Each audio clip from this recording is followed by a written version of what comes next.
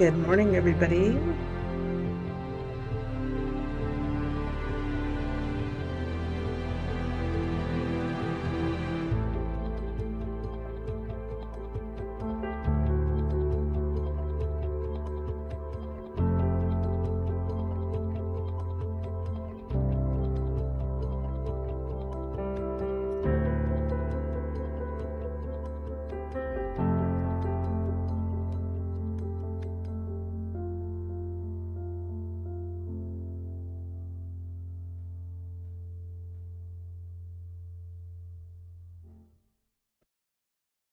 All right, so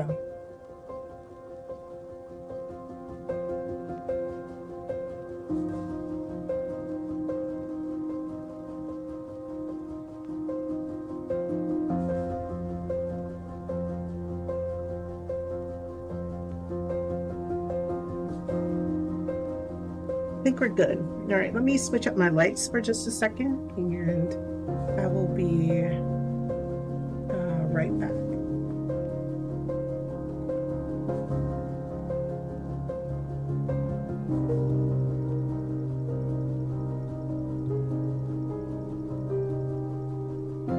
All right. So, I don't know. Maybe it was better with the other lights on. I'm not sure, but I am in a brand new space, a brand new place. And this is my first time back streaming. So, welcome in, everybody. Can I get a sound check, please? Let me know if you can at least hear me. I did some changes to my audio settings last night. Not sure if I like them. But let's see. So we have that going, that.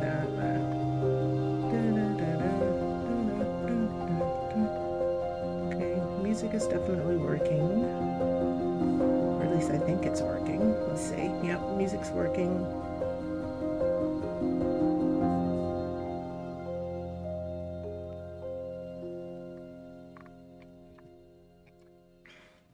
And let's turn our lights on. So obviously I'm going to spend a little bit of time this morning just getting it together.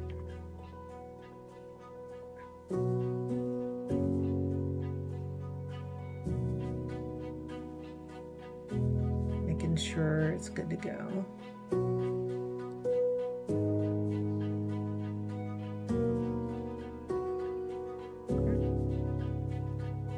Let's work on our lights.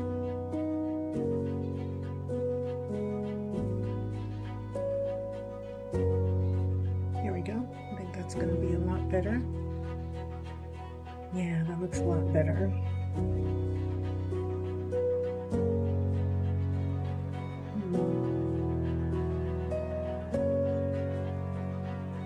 Right, so I think the microphone part is pretty good.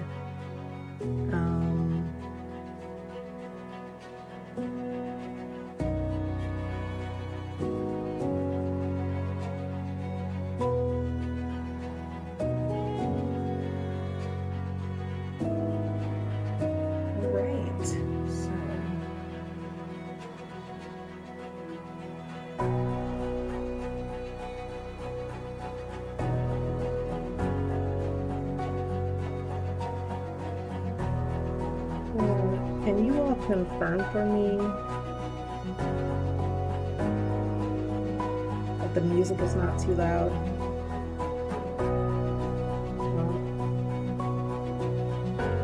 Let's see how this is being managed here.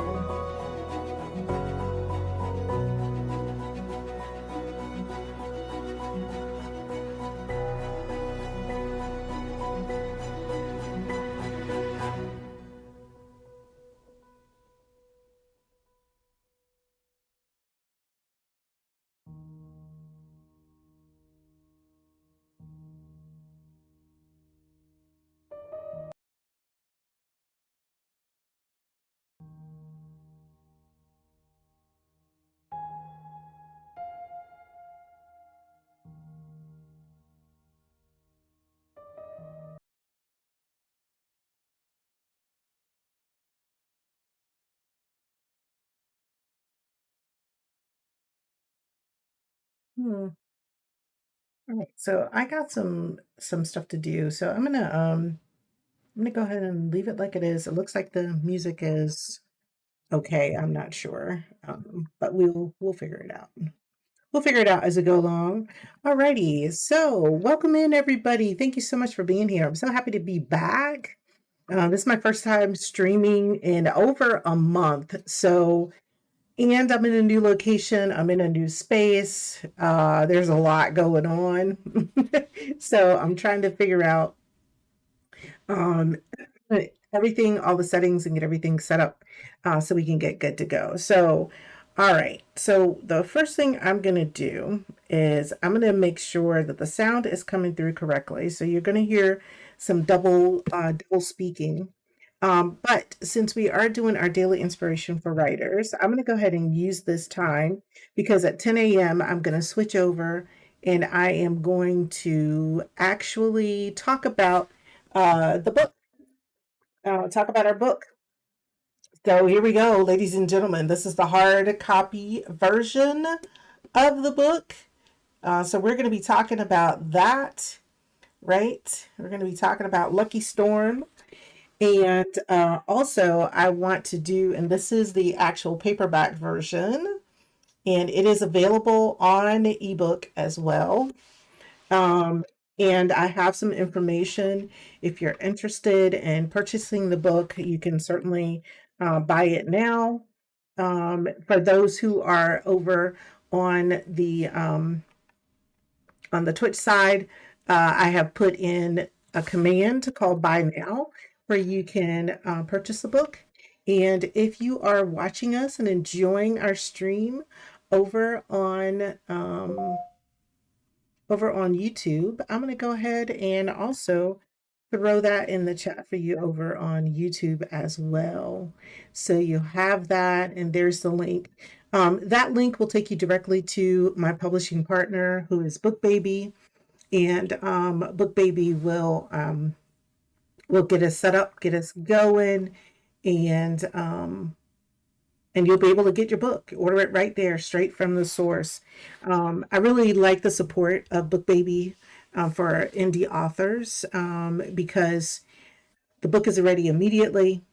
It will ship to your address, and it really just takes care of a lot of the um, back end stuff with getting it printed. All right, so I went ahead and set our timer Pomodoro. We're going to do the 75 minutes for daily inspiration for writers. I will be chatting a little bit while I'm here. I am still trying to get set up, make sure that my audio is working, make sure my lighting is set up. As I mentioned, I've been gone for a while. I have actually moved. I'm in a new space, a new place. I am really enjoying this new space. I have a full on studio now, so I have my own private space here with a door. I'm no longer sitting in the living room, in the back of my living room. I'm actually in a nice little studio. And so being able to be in a studio, I'm able to start setting stuff up. Eventually, you'll see like the room itself and everything, but we're still getting kind of set up. But thank you all so much for being here. And I am not going to go off mic. You may hear some double echo because I am going to double check on the sounds and everything, make sure everything is working well. And so that's what we're going to do. So my first task today is to confirm stream settings. So that's what we're doing right now. So that's what I'm going to be working on. And I will be chit chatting through it. Normally we're quiet during this time, but we're going to be doing a little bit of chit chat today while I get us worked out. All right. Oops. I dropped my pen. I dropped my pen and my chair kept going. Isn't that funny? So one of the things that I don't know if I really care for, and I'm just making notes as I go along, I have my great little Kindle Scribe here to make these notes. So I'm not sure if I like the virtual green screen. I may have to look for a different solution for that. I have a real green screen, but I was trying not to put it up because I wanted to be able to showcase stuff in the back so y'all could see what was going on when we were showcasing stuff in the back. So, um, not sure about that. All right, so let's see. Gotta get reset up again. Gotta get reset up again. Let's go here.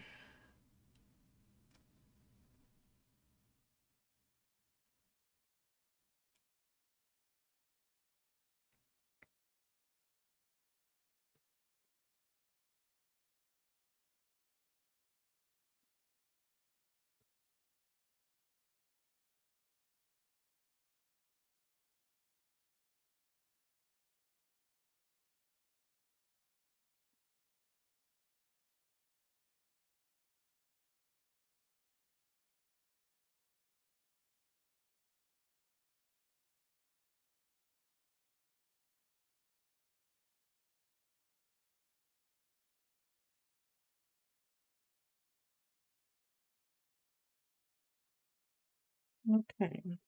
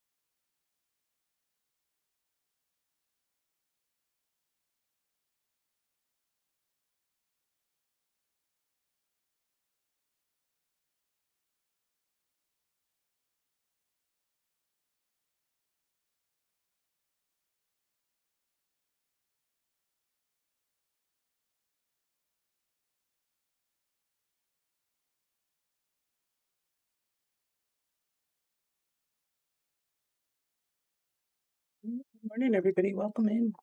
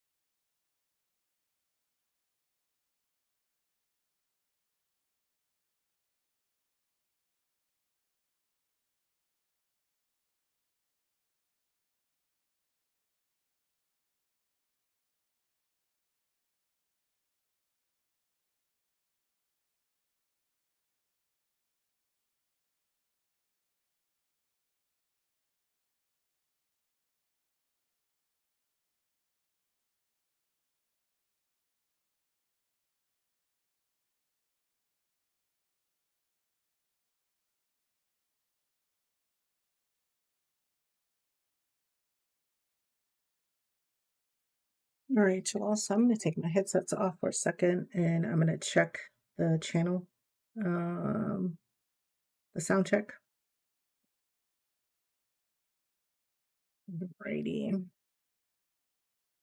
So if you hear a double loop back, that's to be expected.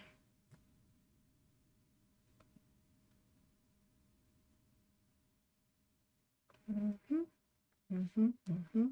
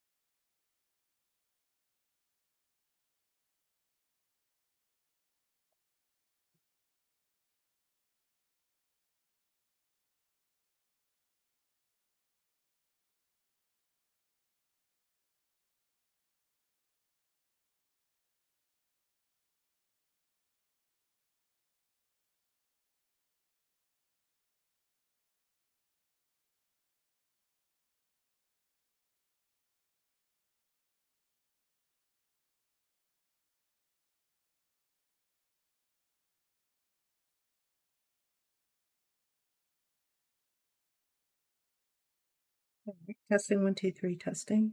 Just trying to. It appears we don't have any sound. Mm.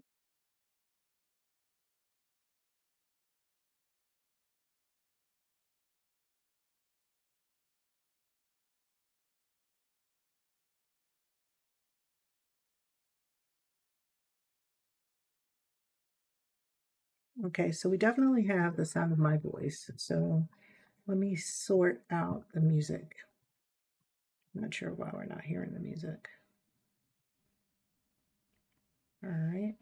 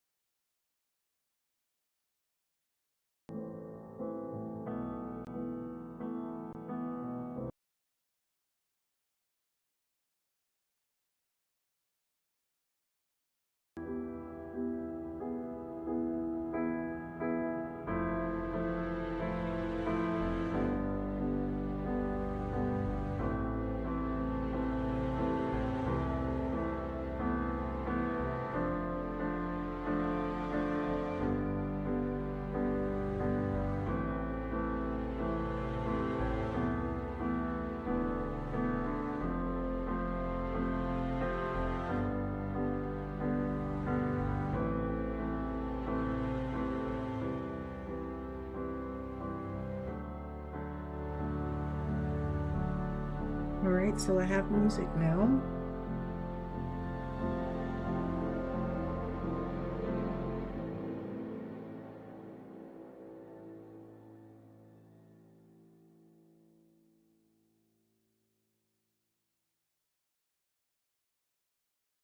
The question is,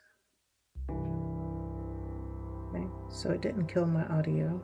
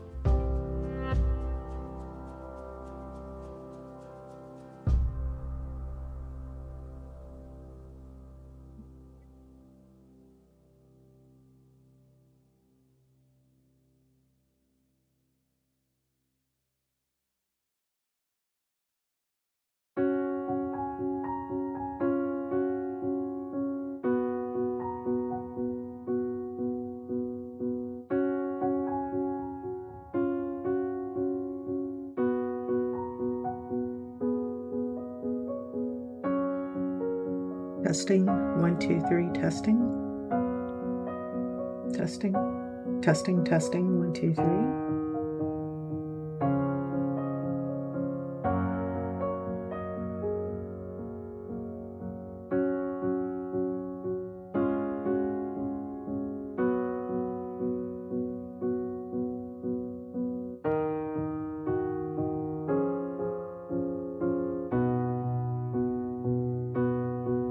All right, it sounds good. All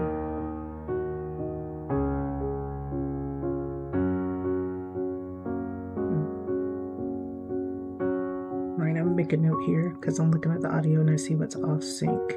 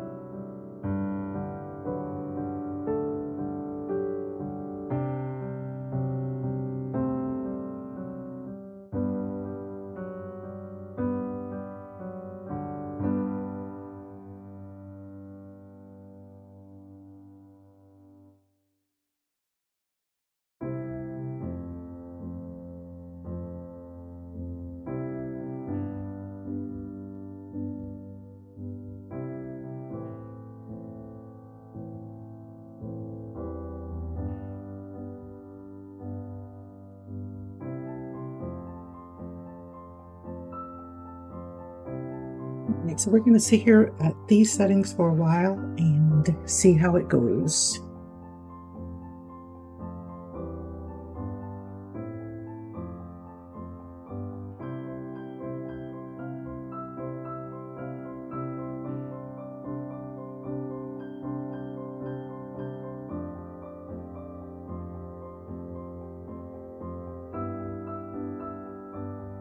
Yeah, I think I'm extremely loud when I'm talking, so maybe I will dial that back just a little bit.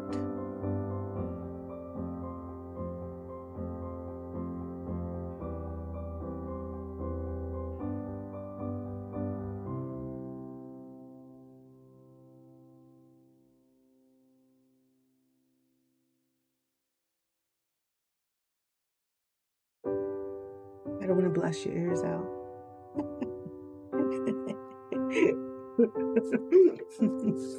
Got some really good settings now. The mic is like too crystal clear.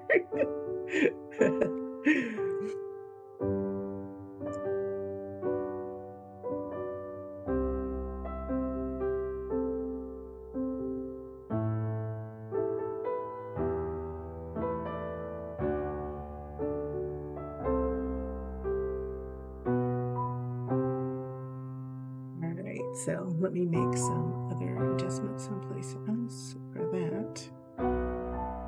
Go here. Okay.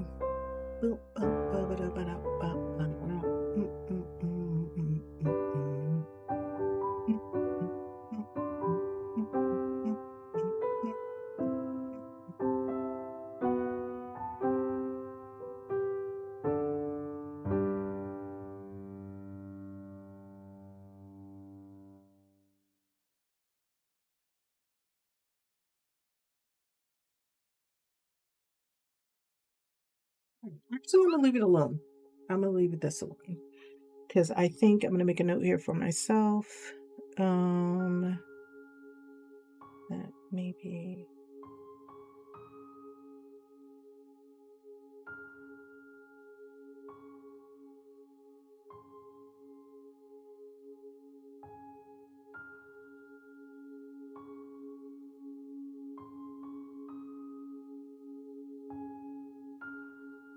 Welcome to the ad breaks, y'all.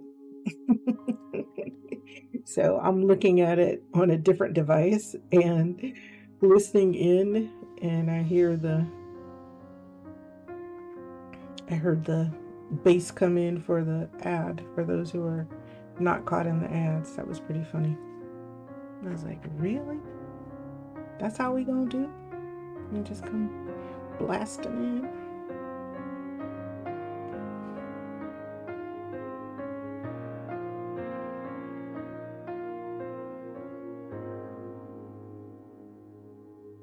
Hmm.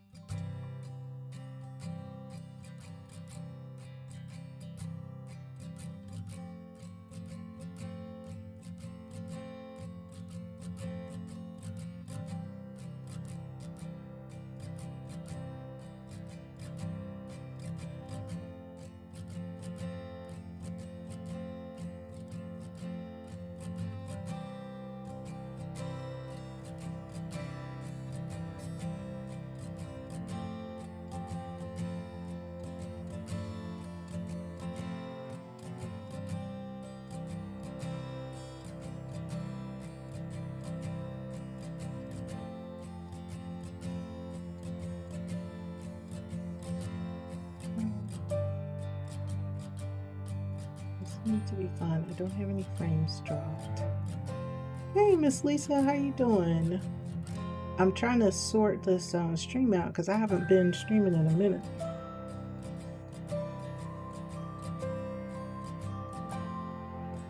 All I know is I don't like the Twitch app. I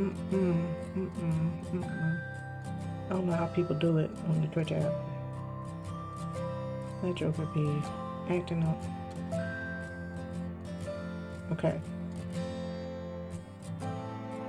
I had to go back to the browser window.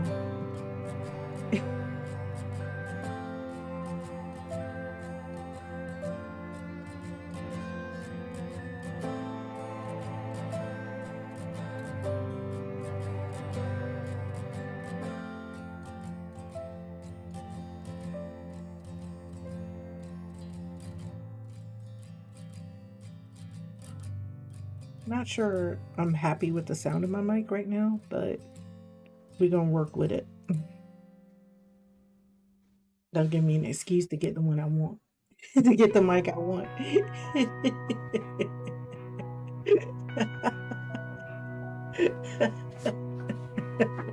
Look, this is gonna be the excuse, Lisa, to get the mic I really want. You know what I'm saying? You know how sometimes this mic was good, it was good, it was good, it was good. That was the old studio. This is the new studio. I gotta do something better with the new studio. How are you doing? Welcome in. Welcome in. Yeah, I haven't streamed in so long. I was like, last night I was like, what do I have to do? Okay. So it sounds like I'm muffled, but let me know, friend.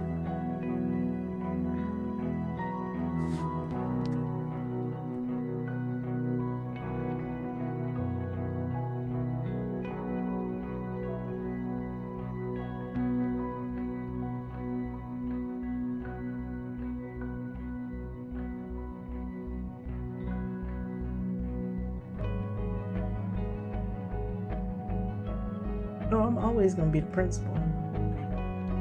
You don't sound bad with the mic that you have now. Okay. I don't know why it sounds so terrible for me. Maybe it's these, I also have the Apple headphones in, and they be doing stuff to the sound too in the room, trying to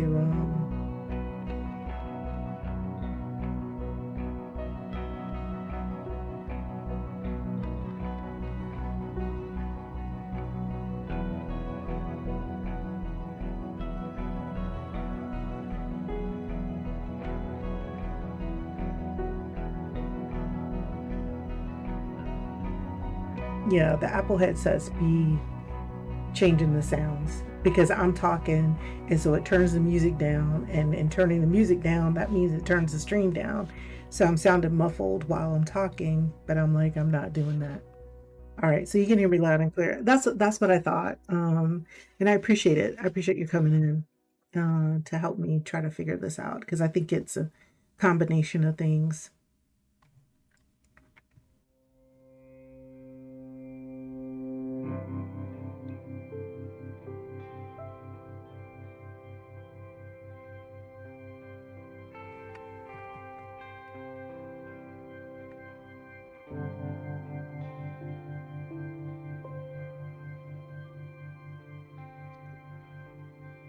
All right, so because several services this morning, I had to reset and restart several services.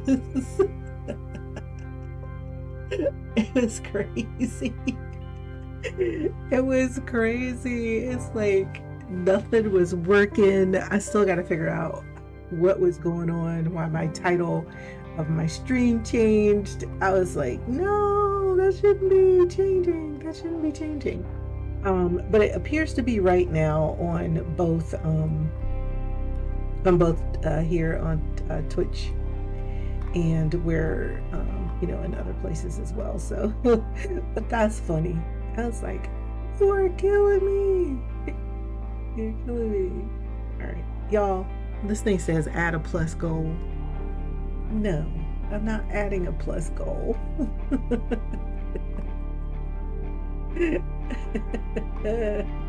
Not gonna add a plus goal. What I'm gonna do is go and spend my time. I'm gonna create a video for y'all with the book info with the book info. So that's what I'm gonna do.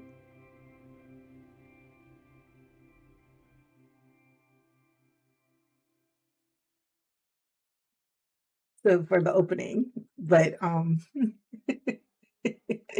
but that's fun. So friend, here is the book in the paperback, which you have seen. Beautiful, right? Beautiful, beautiful. But here it is in the hardback. This is really beautiful in the hardback version. my little novel. I can't believe it. I can't believe it. Can't believe it. I'm so excited, y'all. This has been like a real dream for me. Real dream come true. And I'll talk about this a little bit more at 10 a.m. But y'all, there is a dedication in my book. It's very short. And the dedication is in loving memory of my mom and dad. So it reads, Dear Mom and Dad, thank you for being a shining example of love and commitment during your 60 plus years together. Y'all, they were married for over 60 years. I'm like, that's some dedication right there. I miss you both every single day. I hope finally achieving this dream of becoming a published author makes you proud as you watch over me from heaven. So love your baby girl. So I'm going to tell y'all right now, today is a special day for me. My dad, God rest his soul, would have been 99 years young today. And he always told us he wanted to live to be 100. So we're going to celebrate 99 years of the continued love and guidance that he gives, because every day I think about something that my mom said or my dad said, and it just brings joy to me. Yes, it is definitely Leo season, and so it's going to be a wonderful thing next year for his 100th birthday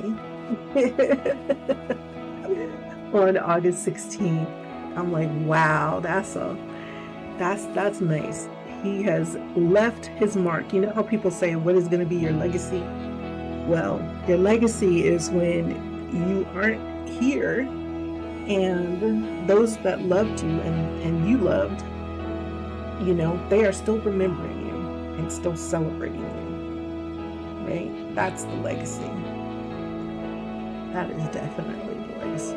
Yeah, I'm putting the lipstick up, the juice on my lips. I don't know why they make lip gloss so shiny, but you know the word gloss in lip. You're gonna have them greased up lips.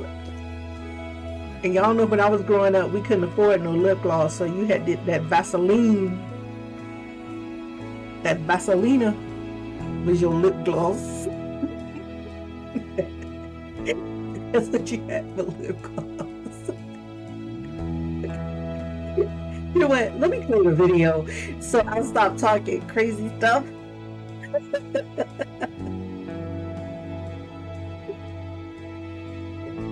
That Vaselina. You still here, girl? Me too. Don't let these lips get too dry. I'm like, Lord, I got to go in there and get the old school Vaseline.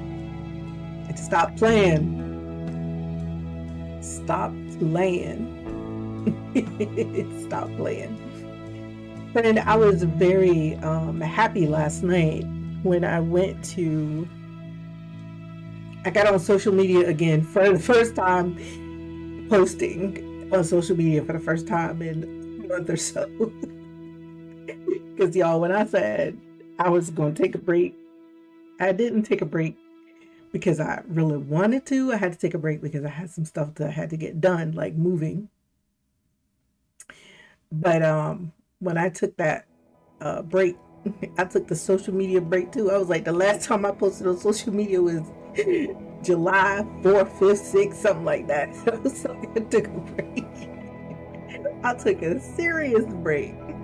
I was communicating with people and everything and checking out what was going on. I learned a lot, especially in the writer space, about a lot of different events that are coming up over the next 12 months, really, because some of the events are planned out at least a year in advance. So I have some idea of some stuff, and so I have some things that I'm trying to do and be a part of. I tried to get tickets to the Black Romance Festival in Atlanta yesterday. They sold out in like 20 minutes, 20 minutes. And so I didn't get my ticket. But y'all, people were cutting up. They were cutting up. They were like, we had over 7,000 people trying to get tickets and we only had 2,000 slots, right? So I was like, and then their ticketing system, when you were trying to get the tickets, there was an error that was happening. And when that error happened, I ran into that error as well. So I couldn't get my tickets. So I was like, but people were being vicious. I'm like, y'all, stop. There's so many other festivals going on. Just stop. I know you wanted to go to this one because it was nice. It's nice. But I'll try again for 2027. And maybe the reason I didn't go this year is because next year I can go as an author and I'll have a table and people can come stop by and get their books signed and stuff like that. So, that can work for us. That could work for us, right? That could work. But it was really nice to see that I have chosen a really good partner for publishing as an indie author. They were actively out on socials promoting my book for me because I was trying to figure out where are all these people coming from that are like showing up and buying books and showing up to the site and all that stuff like that. And I found out last night, well, they were out there helping to promote my book for me as well. And I've been working with them this past week, and you'll start to see some more ads, some more interesting, some more fun stuff come out as well in relationship to the book. But it just feels really, really good. I just have to share with you all, it feels really good to finally have achieved this dream that I've been working on for 5 years. 5 years. Now, book 2 is not going to take me 5 years. I can't be like some writers where it's like 5-10 years between every book. We're not trying to be there. We're not trying to do that. So I am actively working on book 2 while I'm trying to market book 1 and recoup some money and make some money so I can afford to publish book 2. So it's getting there. It's getting there. All right. So now I am going to work on, I could show you my screen, but that's going to drive y'all crazy. Watching me click and not like what I like. Y'all going to be like, this is like watching her design a farm. You know what I'm saying? She designing a farm and she put the bee house in one spot, but she didn't like it because it won't line up right. So now she moving the bee house again. You know, y'all know how I get when I'm decorating the farm.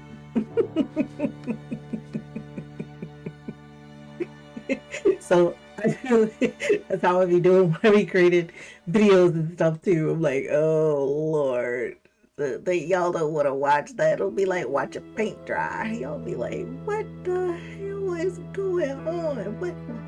She need to make up her mind. That's what y'all gonna be saying. She need to make up her mind. So I don't want to say no. I don't want to say anything. But speaking of games, there is a game, and maybe we'll play it next week. I don't know if any of you have heard of a game called Tiny Bookshop, but we're going to open up a bookshop and we're going to manage the bookshop and we're going to sell books and we're going to go around to some fun places. And I think Tiny Bookshop would be a great game for us to play, especially on our longer stream days, where we take like the 15-minute breaks in between. And so while we're taking the 15-minute breaks in between, we can play a little bit of Tiny Book Club. Oh, welcome in. Thank you so much. I appreciate you for that daily check-in. Thank you for the daily check-in. And y'all don't forget, I reset everything, so you got a chance. I had talked about this before. Games like Tiny Bookshop, right? Spirit City Lo-Fi Sessions.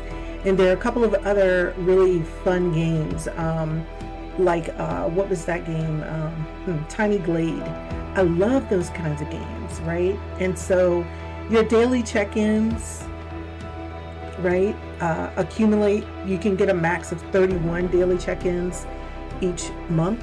And that just represents the fact that if I were to stream a maximum of days that is available in a month, 31 would be the max that you would get.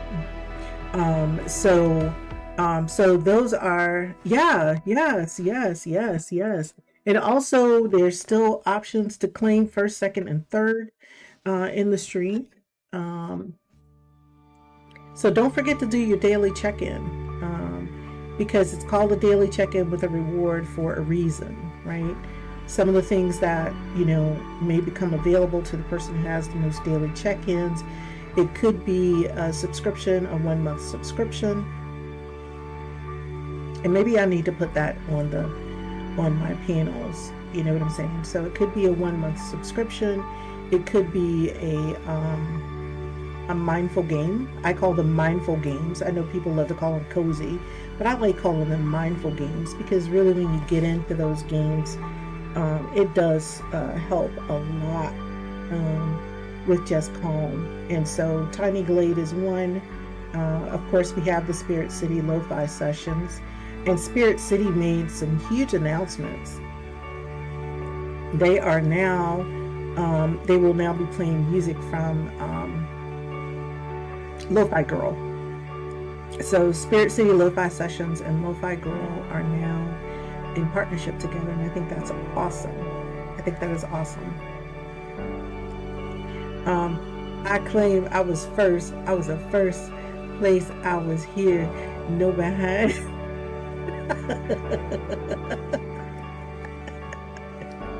Look, it's up for grabs. It's up for grabs. It's up for grabs, right? I used to have people come in as soon as I would hit live, they would claim first. And I'd be like, I ain't even had a chance to sip of coffee. stream. So that was fun. That was fun. But yes, we have Tiny Glow, we have Spirit City Lo-Fi Sessions. Tiny Bookshop is another really mindful, fun kind of game. So I like those games that are like that. I really do. I really do. I love those kinds of games. So there's opportunities, and of course these opportunities are for our viewers who are part of the stream here on Twitch. I have to figure out how to set up some incentives for folks. Oh, it's fun. It's really cute. It's really cute. It's a really cute game because they had a demo of it, and it's a game that I've had on my watch list on stream, wish list on stream for a long time. The other thing, Spirit City Lo-Fi Sessions, if you own the game, there are also DLC packs that they have. They have one for cooking, which I purchased, and on the 25th, they're going to have another one coming out where it's a little scene where you're on a train, and so you get to go places and ride the train while you have Spirit City Lo-Fi Sessions up. So we'll take an exploration of that. So maybe what I'll do next weekend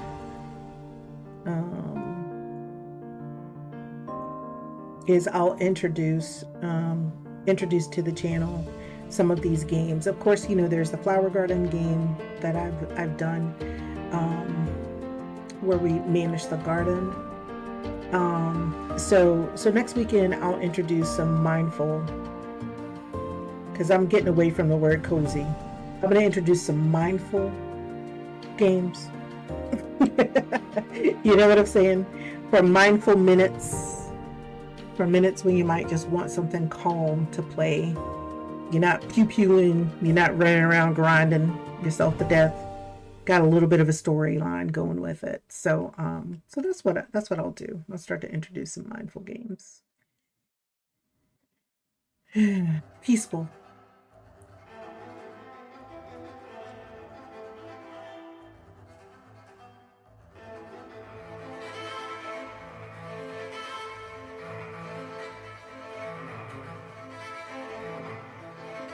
Yeah.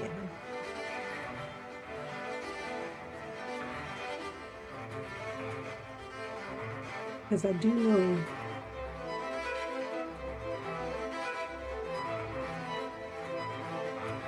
quite a few mindful games.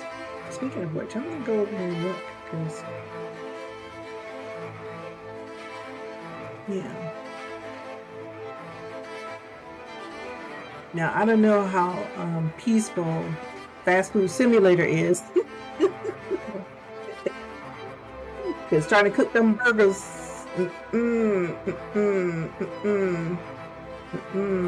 trying to cook burgers is not the answer. And keep them burgers.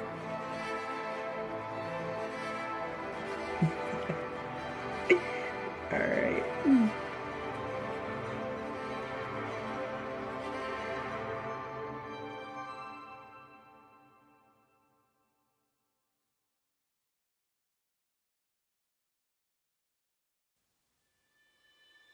Yeah, I'm back. I'm excited to be back. Nice to be back. Oh, girl, I can't bring Storyteller to this channel, but I might be able to, you know, because you remember Storyteller. They are a little wild, little Storyteller.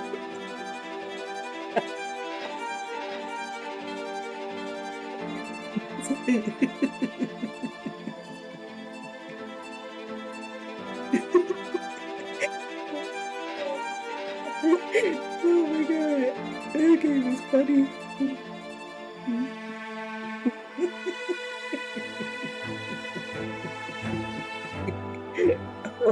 Oh, Miss Lisa says she loved the book, y'all. She's about to read the book again. That's nice. Thank you, friend. She's about to read the book again. My son had it. I took it back from him. My daughter came and said, "Mom, I will read it." Oh, your son was over there playing. He was over there playing. He wouldn't have been playing no more when he got to chapter 2. He would have got to chapter 2. He'd be like, wait. Wait a minute.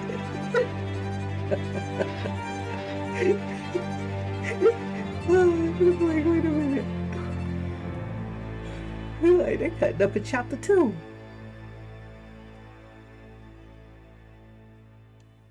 And then by the time we got to chapter 5, it'd be like, oh, it's on.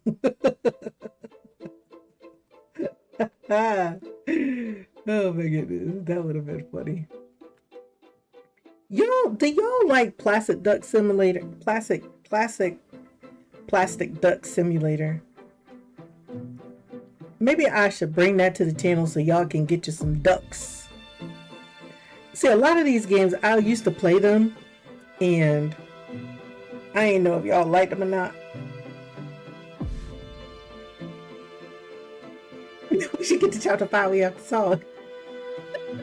What happened in chapter 5? Hold up. Because everybody be like, they get to chapter 5. Let me see. Chapter 5. Okay. The man. Oh.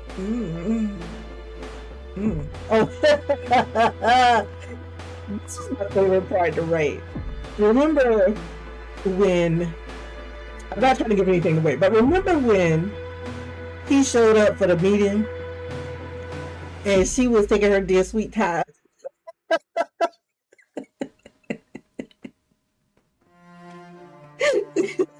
Showing up and he got mad. And she looked him squarely in his eyes and sarcastically replied in her lazy southern drawl, "Well, Mr. Constantine, I appreciate your courtesy, but seriously, we are all busy. And it's not like you're not being paid for this courtesy."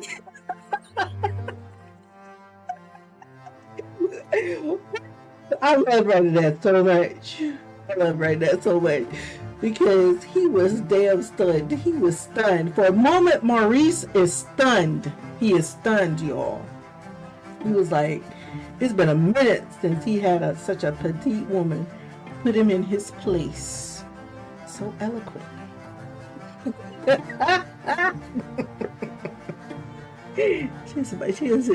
He was shook. Throw his ass off quick. Don't be coming up here, brother, in my house with a daggone attitude, because I'm gonna put you in your place, brother. And that's what she did. She put him in his place, and then while he was sitting there shook, then while he was sitting there shook, right? She started smiling at him, acting like wasn't nothing wrong. I was like, oh, you know what, bruh? You up in my house cutting a fool. Acting like you ain't got no sense. No sense. She helped him. She helped him recognize, because he had lost himself. He had got lost. He didn't know where he was at. And she had to put him in his place. He was at her out, not acting funny. He was showing his behind. I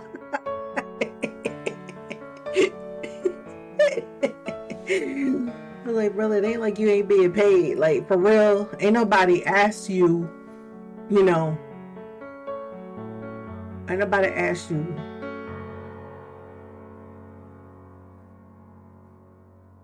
all of that.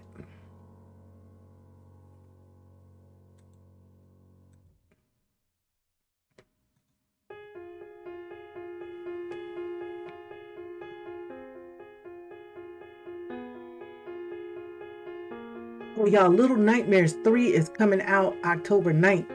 Oh, we got to get it on the list. We got to add it to the cart. Little Nightmares. Has anybody played Tales of the Shire, the Lord of the Rings game? Anybody played that? And if you did, I would love to hear what your thoughts were on that. Tales from the Shires. You done already pre-ordered it. I know you did, friend.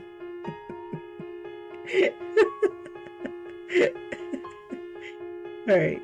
So there is a purpose and a reason as to why I am talking about games, because like I said, I went into my Steam library and I'm looking at what are like some really chill games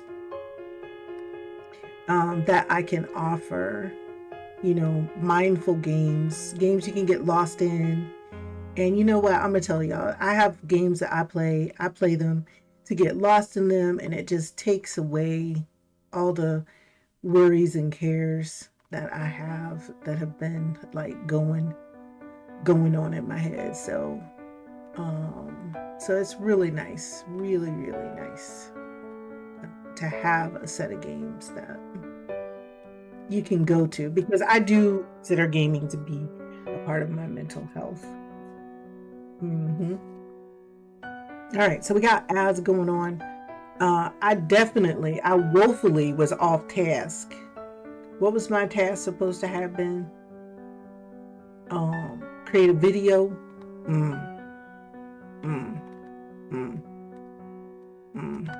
I'm gonna make another task so I don't feel bad.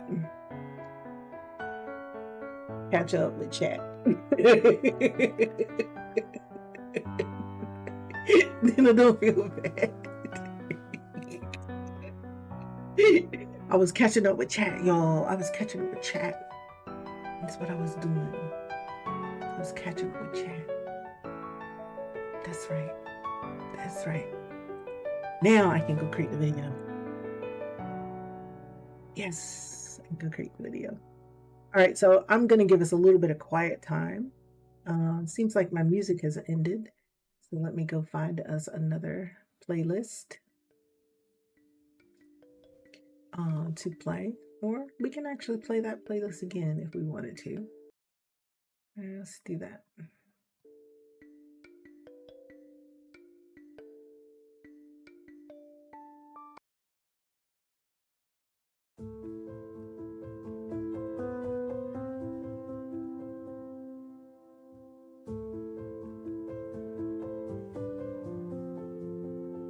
How come I'm not hearing anything? Okay, so we definitely did some new settings inside of... Oh, you know why I'm not hearing anything? Because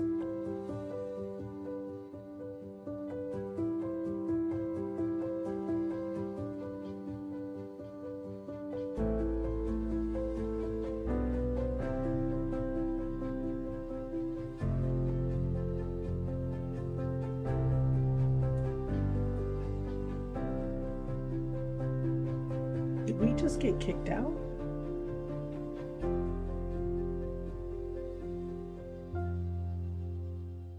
No, we didn't.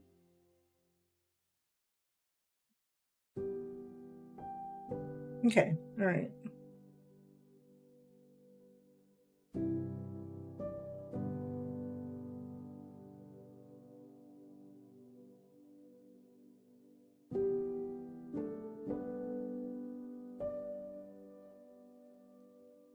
All right, so that's great. All right, y'all. So I am gonna get to doing something besides sitting here chit-chatting.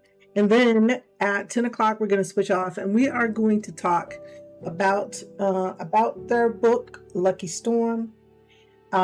You will have an opportunity to ask the author questions. There are some people who are part of our stream who have already ordered their books and they have read it. And so when we switch over at 10 a.m., we're going to talk more about the book. You can ask me any questions you'd like to ask. Not guaranteed that I'm going to answer because I already had somebody ask me some questions that they knew better than the answer, but they my friend. They're my friend, and that's okay. So we'll talk a little bit more about the book. I'll talk a little bit more about the process of where I've been. And also I will give you all a good update on where I am I took some time off to have some surgery, but we've run into a couple of things. I sure did plead the fifth. We ran into a couple of things, a couple of actions. So I am still, in going down a path to get myself back physically whole, physically fit. So like I said, I ran into a couple of challenges, but I will be back for as long as I can. If I have to take a little bit more time off, I think I will be able to do it a little bit more mindfully without having to take such a long break as I had to take this first time. Our biggest challenge was getting moved, and we are moved, and y'all, the place is lovely. It's lovely. I have no complaints. I could try to find something to complain about, but it wouldn't be right. So that part is good. The great thing is I don't have to worry about somebody saying you got to get out in the next 30 days because we're going to tear the apartment building down or anything like that. And that was really stressful, something I've been going through for a couple of years where I was living. And finding affordable housing is hard. It's hard. It can be hard up here where I live, because there is no such thing as affordable. Affordable according to who is really the question. Yes, so I have, if you want to do an Amazon pre-order for the book, you can go to my Amazon page. It really is nice if anybody clicks through and goes to that page, because what it does is it shows, it gives Amazon an understanding that there are people who are interested in the book, whether you buy it from Amazon or not, and it'll help to, it won't necessarily help with sales, but it'll help with them thinking about, maybe we want to have some copies on hand so you don't have to wait for it to be printed from the publisher. The other thing about this is if you do purchase from Amazon, it does, give me a little bit more exposure to a wider audience. But if you are really, really, really interested in getting the book now, you just can't wait, which is fine too. You can buy it now directly for direct ship from my publisher, from my publishing partner, BookBaby. And on that page, you will see the ebook version, the paperback version, as well as the hardcover edition of the book. So these are all, I got the first run print press off the presses for these. So I got the first editions for these.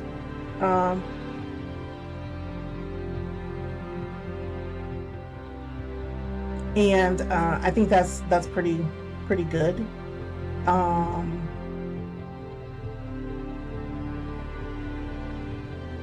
Right. So that's that. I see a couple of things that I probably will have them update before we do a publishing again, but that's cool. Also, I'm just super excited. The hardback cover edition came out really, really good. I will have another event on the 25th where we'll be talking, not the 25th, but on the 30th of this month, where we'll be talking about the book a little bit more. And during that session, I will be introducing and talking to you about our book box. So we're going to have a special edition, a special limited edition signed copy book boxes that are going to be going out, and I will be sharing with you what you will get as part of those book boxes. And so we'll have a book box available for the hardcover edition and a book box available for the paperback edition as well. All right, so let's switch over to a little bit of quiet time. Well, we got about 15 minutes. I can't make a video in 15 minutes. I don't care how hard I try. I mean, I can put something together. I can put some ideas together. So maybe we'll spend the 15 minutes talking about that. Then I'll come back and we will have about half an hour. We can lay a little bit of words on stream, and then I'll go ahead and get myself kind of set up for the book discussion. And like I said, this is an opportunity. Ask the author. I really should tell you guys, anytime if there's books that I'm writing or if there's information you want to know about, you can ask me questions. I don't mind answering. In fact, I love that sort of engagement. And so let me put together very briefly a couple of points that I want to share with you at 10 a.m. when we switch over. So that's what I will work on. Some points for discussion.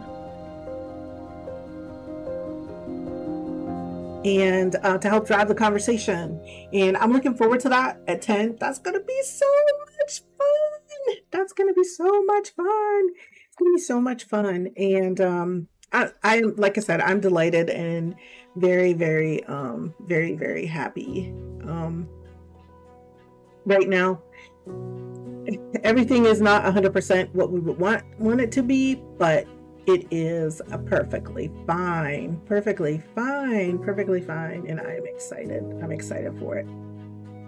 Okay, so we're going to spend these next 15 minutes or so in a little bit of quiet time, and then I will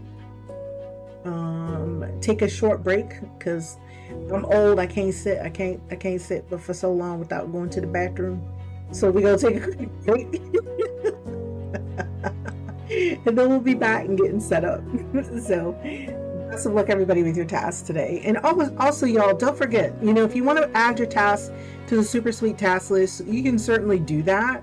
I love to keep track of how many tasks we complete together as a group.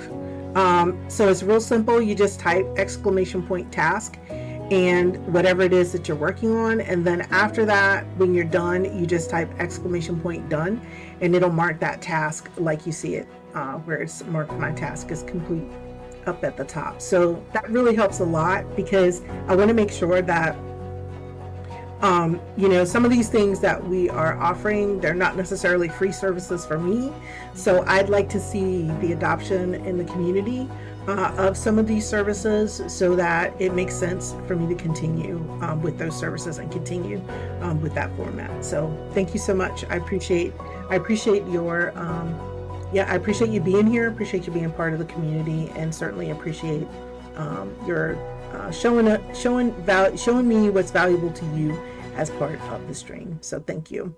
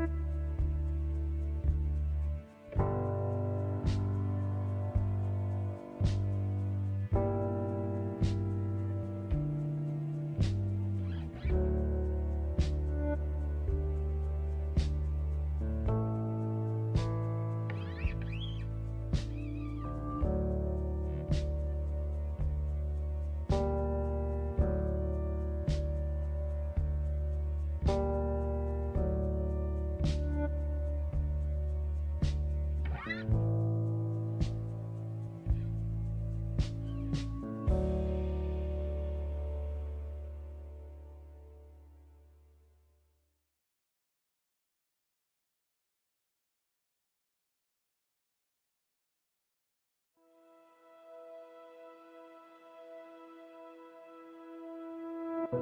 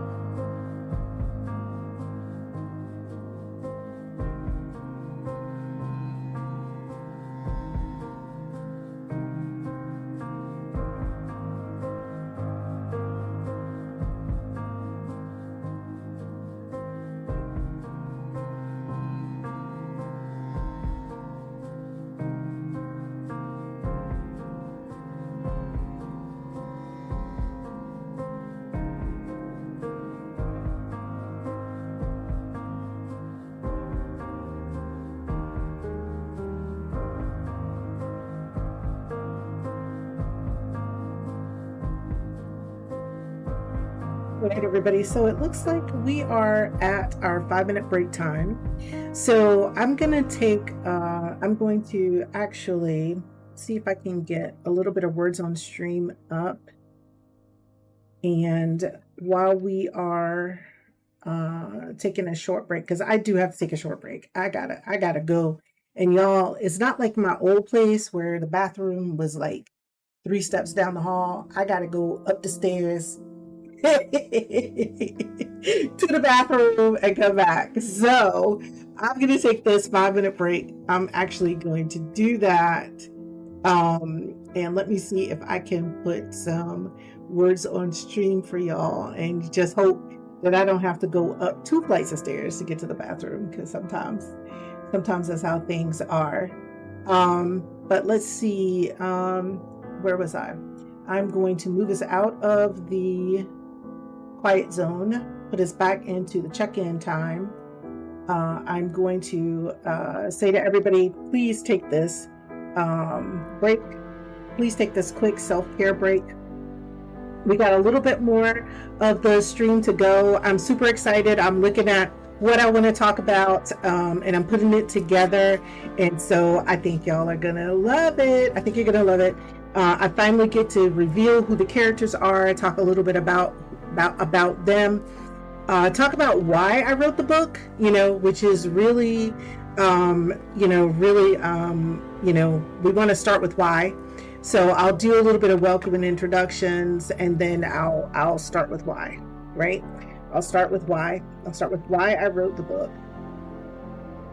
And then I will do a little bit of character introduction, and we will go from there, right? We will go from there. So it's not as prepared as I would have liked for it to be. It's not as scripted as I would like it to be. But I think that that's the beauty of us being together and me trusting you as a community when it comes to talking about my work, when it comes to talking about the books that I've written. I have a community of people. And I'll read that dedication in the back of my book so you guys know just how much you meant to me in writing this book. But definitely, this is about having this space where we can be comfortable. We can come and be our authentic selves. We don't always have to be perfect. We don't always have to be perfect. We just need to be perfectly in tune with each other, uplifting each other, being there for each other. And you all have been a great, wonderful, wonderful group of people to share this with and to be on this journey with. So I'll talk about that in a little bit. But for right now, I'm going to go. Our break is up. I'm going to the restroom. I will be back in just a few seconds. Thank you.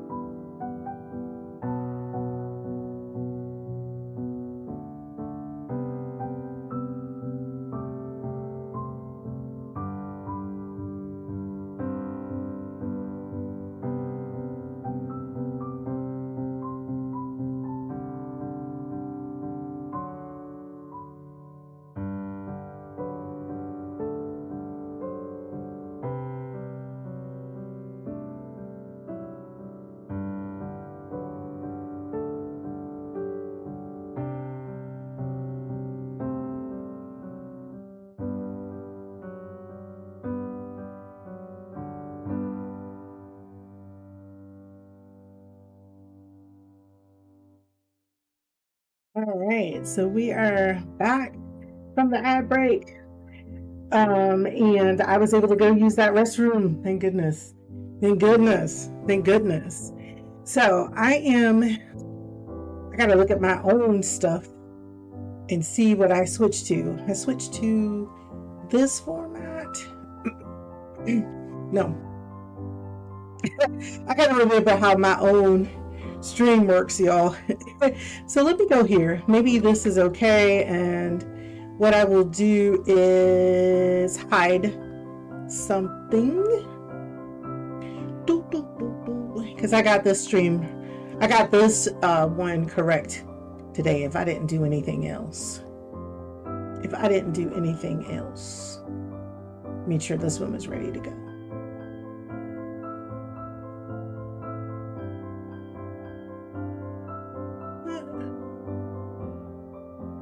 There we go. We can take that off. So we're going to talk about the book for a little bit. So we're going to take that off, and we're going to take, people can put stuff on the task list if they want, but they can see it over here. They don't have to see all of that. So we're not going to be looking at task lists right now. No, that's right. The info panels, we're going to take those off. Yeah, there we go. There we go. Hey, Swan, how are you? Welcome in. Welcome in. Welcome in. Welcome in. Yes.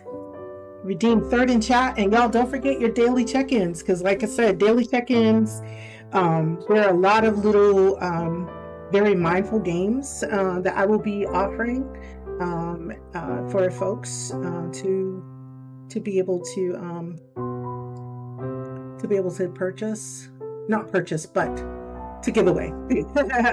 To give away. We'll have some sort of giveaway or raffle or something, but it is going to be based on especially if there's like a tie, because you can get a maximum of 31 points for a month. So we might have some ties in some instances and cases, and I think that's okay. That's okay. That's okay. Y'all, please give a shout out to some of the folks who are here in the stream. I know I have a couple of mods here. I know it feels weird to give yourself a shout out.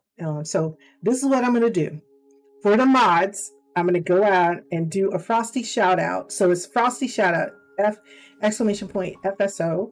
So I'm going to go ahead and give one to, I see Crispy is here. Oh, Crispy is here. Congratulations, Crispy. What was it? Mod of the year that you got? I can't remember which one it was, but we have an award-winning streamer here with us. Always love to see the achievements. And just a little bit about Crispy Spidey. This is right. A dapper digital daredevil. Right? Dishing out Fortnite Fridays and charity streams faster than a speeding bullet. Faster than a speeding bullet. This asexual Black Caribbean cosplayer is spreading good vibes and raising dough for special effects and PCRF. From just dance parties to becoming a Michonne main. Oh, that's from playing Dead by Daylight. This streamer's got more tricks up his sleeves than a magician at a county fair. Look at that. Look at that. I love it. I love it. I love it. I love it. So Miss Lisa went ahead and did a shout out for Odette the Swan. Extra, read all about it. Odette the Swan is a real live wire, is sitting in the hot seat with The Sims 4. The Sims 4. Yes. One of our favorites. This small bean is dishing out mental health tips faster than a New York Minute. From cozy bills to Hobbit homes, she's got it all. And don't forget, folks, be kind to yourself. Y'all remember that? Odette is always saying, be kind. I love it. I love it. Be kind to yourself. This streamer's a real gem, shining brighter than a Broadway marquee. Oh, I love that. I love that. I love that. I love that. Frosty shout out for Yak. Great. Extra. Read all about it. Yaktown, the USMC vet and division agent, is sitting in the hot seat. All right, he's in the hot seat right now. This Ubisoft content creator is leading the night crew through Division 2 finals, all while advocating for mental health and cancer awareness. From a day in the park to Count Me Out, this mature streamer's got heart and grit. Scaredy cat. Stay tuned, folks. All right. Yes, but you deserve it. You so deserve it. And of course, we're gonna give a shout out to Miss Lisa Boss, the gaming granny. That's what the TGG stands for, y'all. Miss Lisa Boss, the gaming granny. The gaming granny. Extra. Read all about it. Nurse by day, gamer by night. Lisa's sitting in the hot seat streaming horror and survival games for the folks at home. Y'all, that's why I learned Get Back from her. Get Back. But see, I got worse. It's Get Back Satan.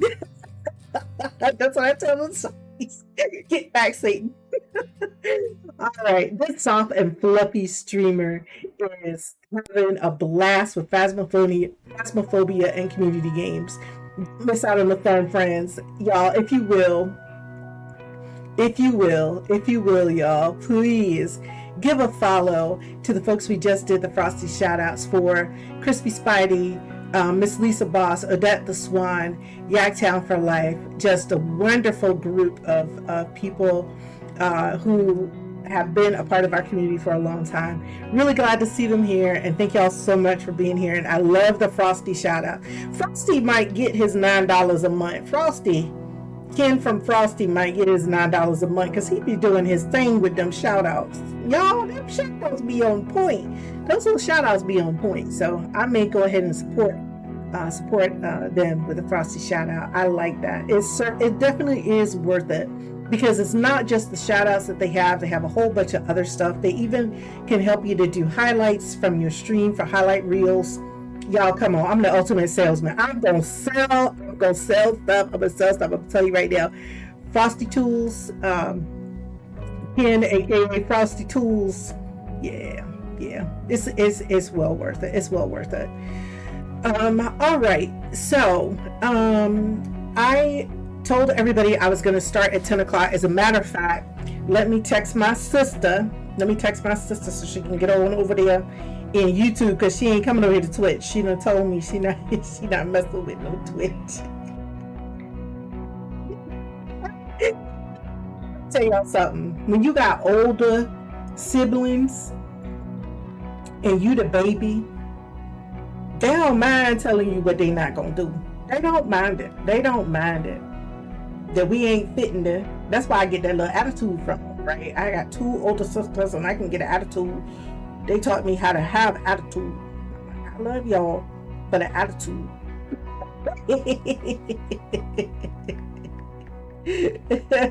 All right.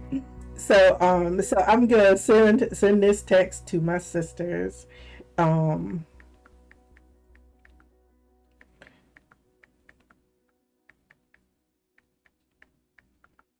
telling them I'm live on YouTube, winging it with a book promo.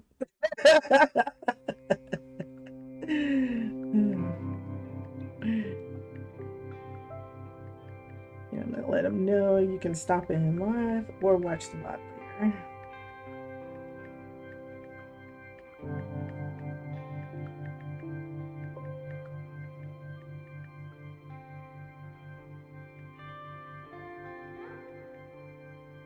All right, so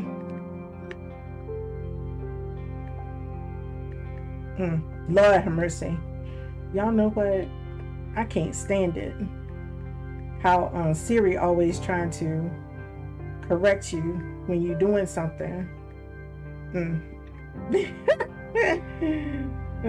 Let's see if this works.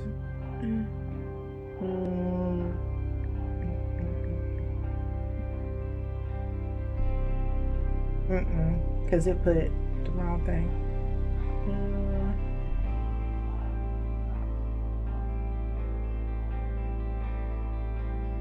I'm gonna hurt this Siri.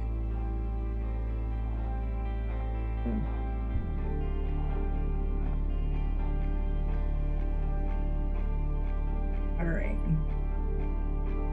Did it send them the right thing? Yes, it did. Yes, it did. And y'all, I don't normally put my VODs up on Twitch here. I will probably take this VOD and split it, and I may add the VOD here on Twitch. But if you, I love having you here live on Twitch. Appreciate it a tremendous amount. This is where we get a lot of interaction.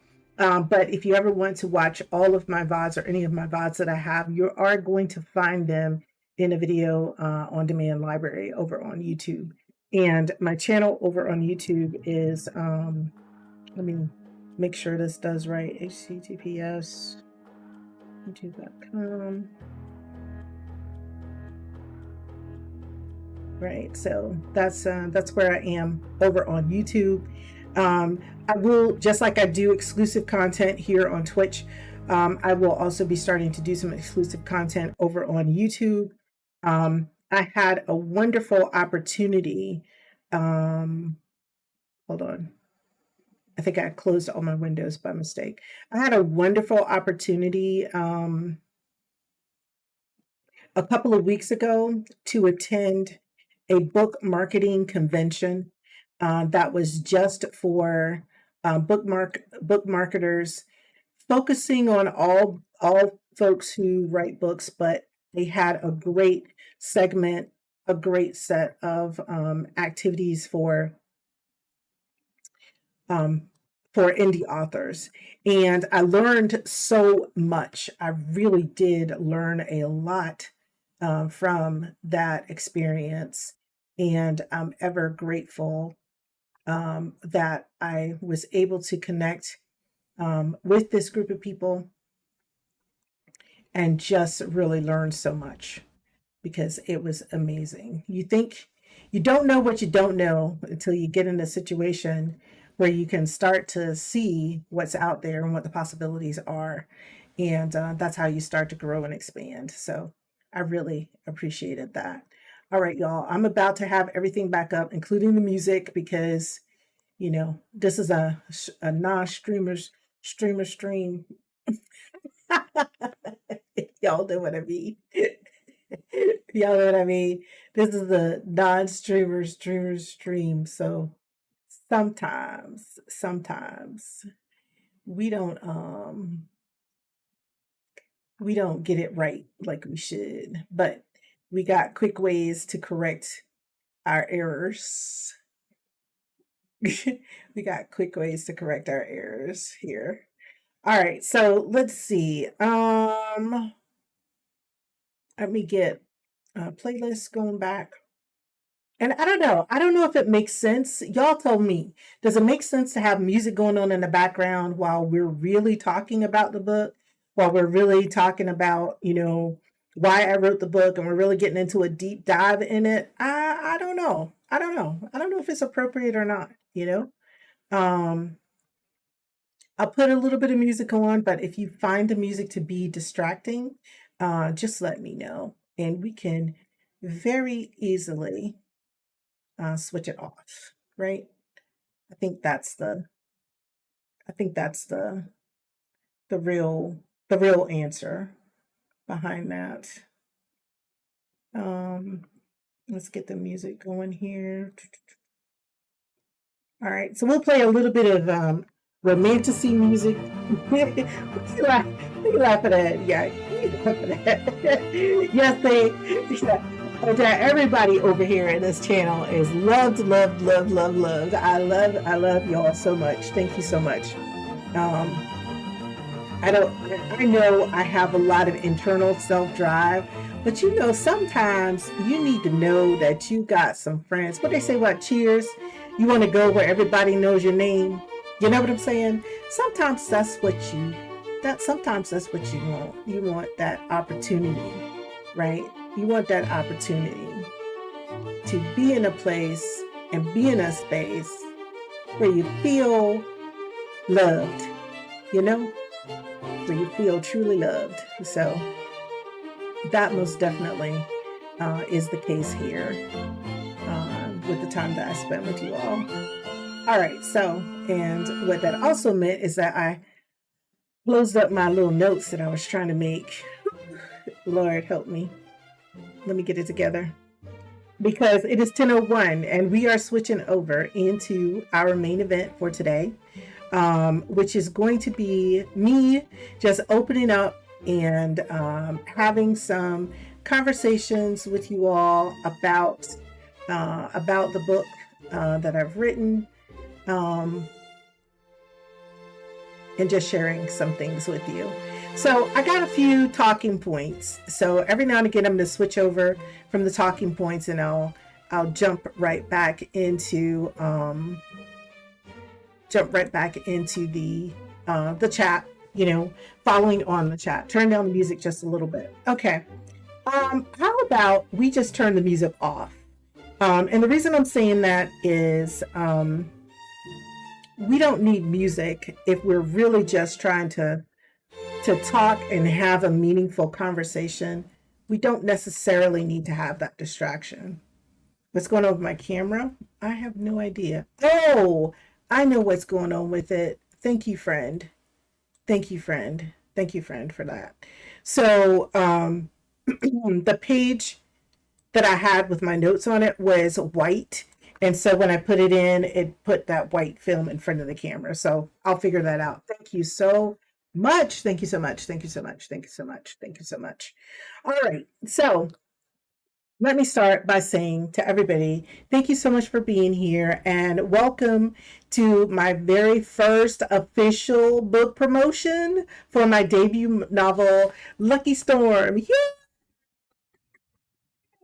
So I really appreciate those of you who are here with me on both Twitch and at the YouTube channel, because I talked about this for a while with everybody that I love to play games. I love the yap. I love to have a lot of fun. And sometimes that love of games, it slips right into this channel. But really, about a year or so ago, I decided to get very serious about writing. I was like, I've been writing this one book for 4 years and it ain't got published yet. And I'm like, this is some BS. We gotta get serious, right? And I had started playing around with co-working, body doubling over on my gaming channel, and I was over there playing more than getting any work done. So I said, you know what? My little brain needs to really have a box that says when you click the button and you go live on EK Rose Writes, you are actually going to be here to do some writing, to get some stuff done, to be productive, to share tips with people around writing as you're learning the process. So that is how we got here. And this last year or so of support from you all has been really, really great. I got into a writing habit, which is tremendously important. You know, I wanted to write every morning. I figured just like a runner gets up and runs every morning to get their exercise in, I wanted to write every morning, right? And I wanted to check the box off as that being a task. So for 6 days out of the week, I set up this thing called Daily Inspiration for Writers, where we can show up and we can write, we can read, we can work on whatever. Hell, you can go to sleep, back to sleep if you want to. You're like, she's talking so much, put me back to sleep, or this is, whatever.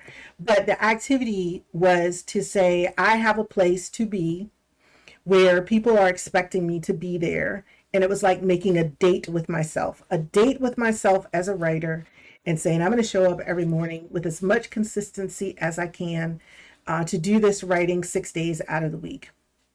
And so the results of that was really the completion of my novel had already been completed, but it was getting through the revisions for my novel.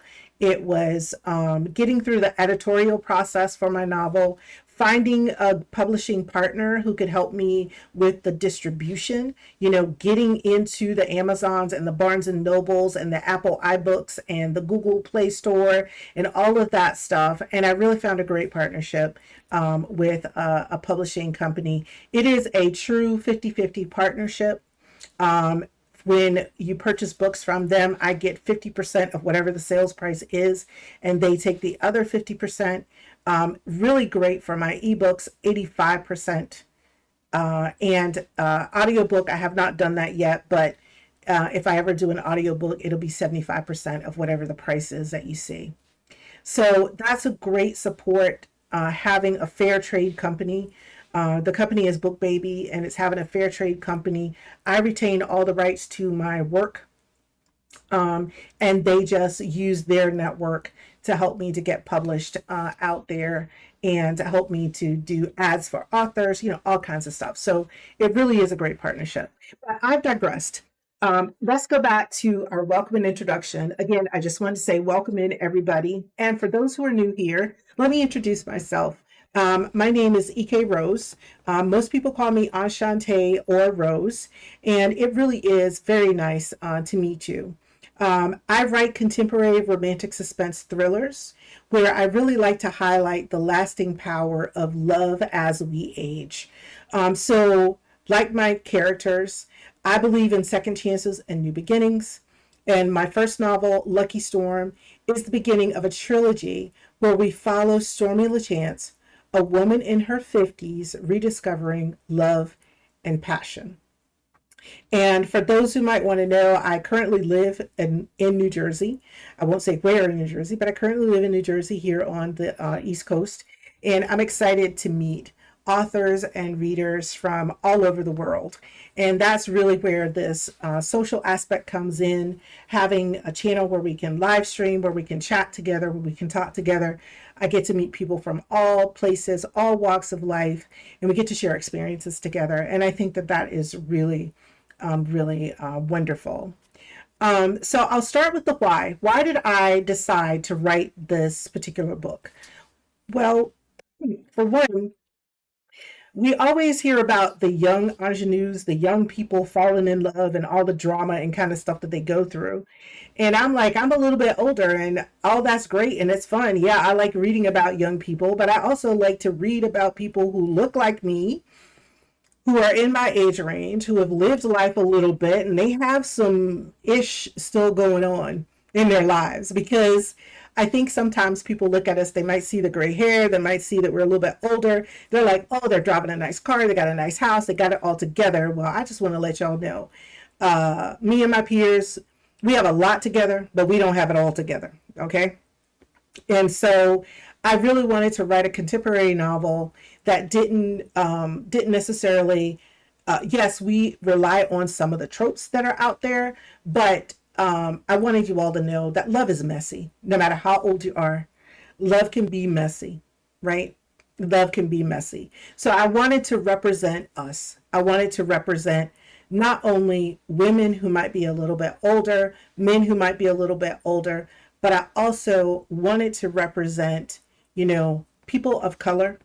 I wanted to share stories about love that isn't always either very syrupy sweet and perfect or just maddeningly, wild and off the chain. I wanted to try to find the thing and say, these are normal people living a normal life. And they've gone through some stuff and now they're trying to figure it out. And will they be able to find their second chance at love, right? And so that's really what this book is about. I felt like I didn't necessarily see myself at my age represented in a book, right? People feel like they're old. The only thing I ever am is the grandma. You know what I'm saying? Whatever. But I'm like, nah, I might be the grandma, but I'm going to let y'all know right now, as a grandma, it is what it is. So when you read the book, you will see. Um, and so my favorite tagline, and you'll see this quite a few places in my advertising and everything else, is that there's nothing sweeter than the second chance at love. Um, and yeah, if it's a right second chance at love, I know we could go down a rabbit hole about blah, blah, blah, blah. No, we're just going to look at it from the aspect of positivity. And there is nothing sweeter than two people who may have lost their way, figuring things back out and going back to the core of what love is, really loving each other, really understanding each other, being able to have grace with each other, and, coming to an understanding of what it really means to be in a loving and committed relationship. And that kind of drives from my parents. I read this a little bit earlier, but I will read it again. My first book is dedicated to my mom and dad. And today is a really special day because it is my dad's birthday. He's no longer with us, but he always said he wanted to live to be 100 years old. Well, today he would have made it to 99.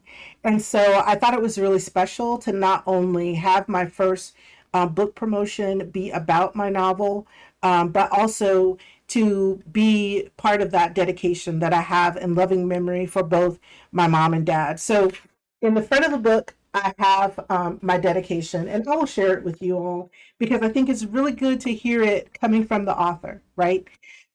So it reads, Dear Mom and Dad, thank you for being a shining example of love and commitment during your 60 plus years together. I miss you both every single day. I hope finally achieving this dream of becoming a published author makes you proud. Sorry, makes you proud as you watch over me from heaven. Love your baby girl. Um, and this is really what this is about. My parents believed in me. When I was little, I would write stories and they would listen to it. They loved it. And so they were always encouraging me. I remember being about 5 or 6 years old saying, you know what, I want to be a famous author. I want to write books. And kind of got away from that over the years. I have on my website, I did do a story that kind of talks about that. It talks about my why and how I got here. And I used to write, I used to read, and I used to write prolifically. And then something happened called life, and I started getting away from it. And being able to go back to that first love, that first passion that I have, reading and writing, and then finally doing the thing that I promised my parents that I would do. Um, because I know my dad passed away several years before my mom, but when my mom passed away, that's when I really got serious about my life and saying, I got a lot of shit, y'all, excuse my language. I got a lot of shit I said I was going to do, and I haven't done it. And I'm going to do it. And they may not be here to see it, but they will be able to watch over me from heaven and they'll be able to see that. And so that is what is the driver behind not only writing this first book and getting it published, but the driver behind wanting to figure out how to market the books well, how to get to the point where I'm making a small living off of it, and being able to say, Mom and Dad, that thing I promised you, I said I wanted to be a writer. I said I was going to be good at it and I was going to figure it out. Being able to achieve that is like one of my North Stars.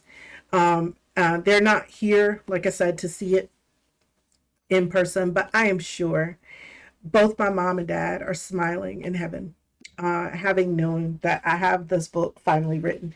Now, I don't know if they would approve of all of the content in my book, but they would certainly approve of the fact that I finally achieved that dream. So that's who the book is dedicated to. This first book. My second book, I already have some ideas of who that's going to be dedicated to, but that's my first book. So that's my start with why I'm doing it. Not just because I want to see people like me represented in a somewhat positive light, represented as vibrant and living life and enjoying life. And yeah, we going through some of the same stuff that somebody younger is going through too. Relationships are hard, right? Relationships are hard. And so that kind of leads me back to where I said my favorite tagline is there's nothing sweeter than a second chance at love. And one of the major themes, because there are several major themes within these books that I'm writing, but one of the major themes of this new trilogy, where we follow Stormy LaChance and our love interest Maurice, is that no matter the age, relationships are tough. And that's really a message that I want to make sure that everybody understands, that you might see people and it might look like a perfect relationship. You might be like, they're older, they got it together. Well, hell, they're going through some mess. They're going through some mess. And I just want to share with you that that's the story of life. Not all people are going through mess. Some people have beautiful relationships. I mean, they're beautiful, both outside and inside. But for most of us, that continued commitment, that continued desire to be together is the thing that drives us through and helps us to sustain and be resilient, no matter what comes our way. So with this in mind, I kind of want to do, um, yep, that's right, that's right, that's right. Yeah, we have drama. And sometimes that drama could be sickness. It could be, it's a lot of drama that we can go through in our lives. But we have this drama.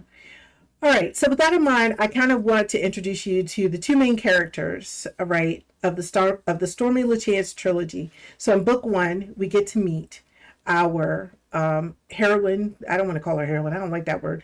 We get to meet our leading lady, Stormy LaChance. And Stormy is just a little bit about her. Stormy is a 50-year-old marketing executive who thought she had left her past behind. Now, she thought she had left her past behind. But when she has a casual encounter, and you can interpret casual encounter however you want to, when she has a casual encounter, right, it sparks a chain of events, including deception and betrayal. And she is forced to confront the things that she thought she had left behind, along with coming to grip about the reality of everything she thought she knew about love. So, you know, that's all I got to say about that. And if you want to think about some of the tropes of the book, we have a Black main character, right? And she's wealthy and well off. She ain't struggling. She good, right? From that perspective. But we would hope at the age that she is that she's good. Um, it's an over 50 romance. But the target audience for this book is really people who are the ages of 30 to 65 plus, right? So you're going to be able to read this book regardless of your age, even younger. I've had people who have read it who've been older. I've had people who've read the book who are younger, and they still said, you know what, we enjoyed the book. We enjoyed what was going on. We could relate to what was happening in the book. So the book is really open for that age range. Um, Obviously, we're targeting women, but y'all men go enjoy some of the book too. And I think y'all might learn a few little lessons too along the way, just like she learned some lessons. I think there are lessons that some of the men who are reading the book, and even some of the male characters in the book, they're going to learn. They're going to learn some lessons, right? They're going to learn some lessons. They are going to learn some lessons. And it really is a great book if you are interested in one or more of the following: contemporary romances, Black romances, romantic thrillers, romantic suspense novels. If you like to read romance, period, if you enjoy romantic films, and because our character, Maurice, who is Stormy's love interest, and Stormy is Maurice's love interest, he is a detective. So if you like detective books, where there might be a crime that you're solving, or you're trying to figure out who done it, so somebody doesn't end up, in a bad way. That is what this book offers as well. And so that's why I build the book as a romantic suspense thriller, because you got an element of suspense, you have definitely romance going on, and you have the thriller part, meaning it's very fast paced. The dialogue is pretty fast paced and sharp and crisp, and keeps the story moving. So you're reading a page and you're like, whoa, I want to keep going. So and that's not necessarily words coming from me as an author. Those are words that I've heard from some of the people who have had the chance and the opportunity to purchase a book and read the book. They really like the pace of the story. Um, so let me go and pull a little bit of information on Stormy. So I do have an Instagram account as well. And on that Instagram account, we did do a character profile for Stormy a while back, to kind of give you a little bit of a taste of who she is. And so let me see. Can I find that? And would I be able to copy link? Yes, I can copy the link. So if you want to read a little bit more of this on your own, I think that link is going to take you to the Instagram link. Yeah, it does. So we did a character introduction on our character Stormy LaChance, and she is our protagonist in the book, and she is a woman who's already been through the ringer, y'all. She done already been through the ringer. And now it's time for her to take another adventure chock full of romance, mystery, and danger. Because she definitely finds herself in quite a bit of danger. So, Stormy is the type of character that reminds you life will take you wild places and surprise you no matter how much wisdom and experience you have. Okay. So that's what this is really meant to be about with Stormy LaChance. And so in our character introduction, we talk a little bit about her age. As I mentioned, she's in her 50s. She's a female. She's an entrepreneur. In fact, she's a marketing executive. Has a very prominent marketing firm. She's a Southern belle, kind and polite, soft spoken, kind of easygoing, kind of, kind of. So, so that's a little bit about her, and she just words from her. This is how she thinks about herself. Most people my age are tired of running the rat race. You know what I'm saying? They are either looking to settle down or settled down a long time ago. Me, I'm just beginning to live my best life. I'm a mature woman who, after nearly 20 years of being a wife, only to have my marriage end in divorce, I finished raising my kids and as a single divorced parent. So now I'm ready to spread my wings and fly off into my most fulfilling life adventure.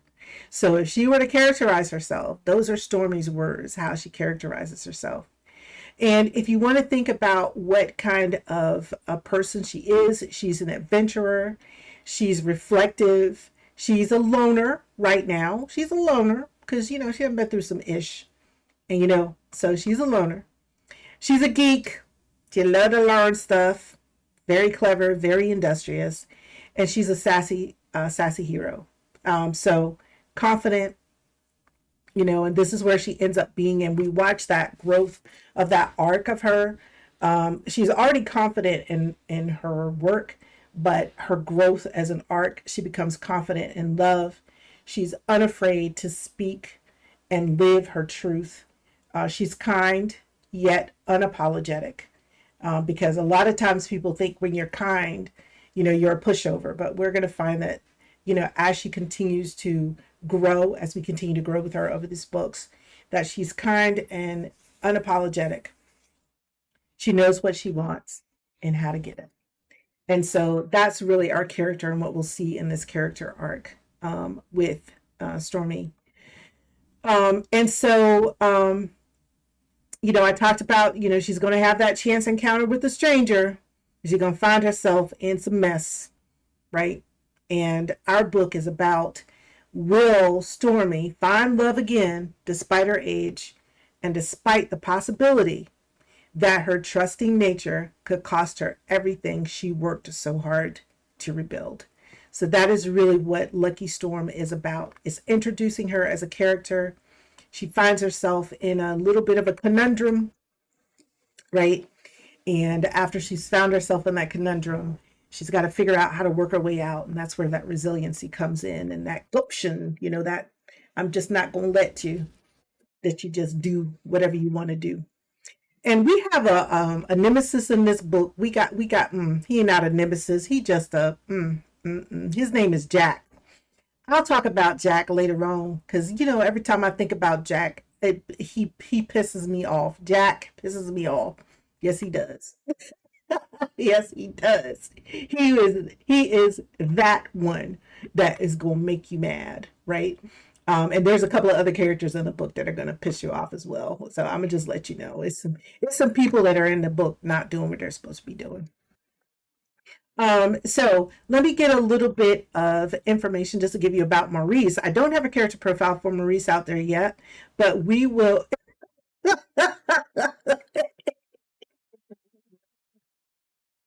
Want y'all to know, I wrote Jack. Now, there's gonna be some people they gonna love Jack, and I'm gonna be like, I don't know what to say. I'm gonna feel some sort of way if you come back to me and you say you love Jack. But I don't want to stop you from loving him. Okay, if you want to love him, you want to love him. But it's gonna speak some things about you. Let's go speak some things about you. I wrote Jack to where someone told me that he does have some redeeming qualities if you really read between the lines.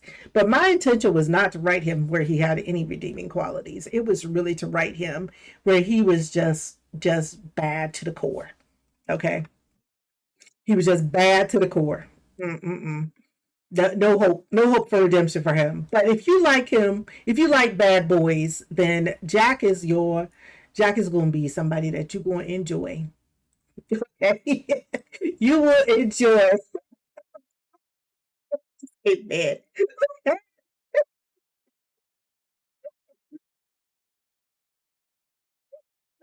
No, no, you did not. No, you did not, friend. No, you did not. No, you did. You say you might like Jack. Fun to write. Honestly, Jack was fun. He was fun to write. He was fun to write because you could just be as bad. I could just be as bad as I wanted to be with Jack. And it was okay. It was okay. It was okay. Because, if anybody was going to take it there, it was going to be Jack. You know? So he was fun to write. So I think that part is what I really like about having the chance and the opportunity to write about these characters because some of them they were just fun to write. Some of them were hard to write, but others were. And when I say hard to write, I don't mean they were hard to write like really bad hard to write. They were just bad characters. So we got some good people and we got some bad people. We got some folks that are just not good.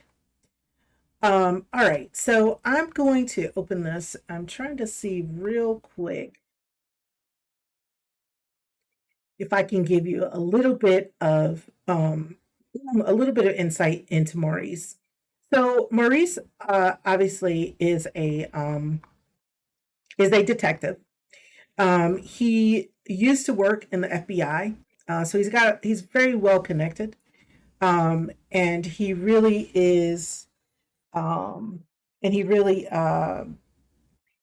did have a wonderful life at one point in time. And I won't go into spoilers and spoil what happened with him. I will leave that for you to find out in the book itself. Um, but but he really did have something to happen in his life that kind of threw him for a serious loop. And so he's been out here for a while, trying to sort through that and work through that. And he has a chance and an opportunity to meet Stormy, and she uh, is a person who kind of is a catalyst to bring him kind of out of his shell a little bit. Um, I know what I'm looking for, y'all. So just give me a second, and I can give you a much better introduction to him. Of course, obviously, like our lead character, he is in his 50s as well. And like I said, he's had a little bit of life to live and a little bit of pain that he's kind of gone through. And um, okay, here we go. Here's where I can find what I'm looking for. And because I really did, and one of the things that I will tell you all that I found to be quite helpful, and I'm doing it for book two, I took my time and I wrote full character profiles for the characters who were in the book. So whenever I was talking about them or writing about them, I could go back and I could look at those character profiles and I could say, is this who this person is? And sometimes the answer was no. I'm like, no, I have to take this out, as part of the editing process.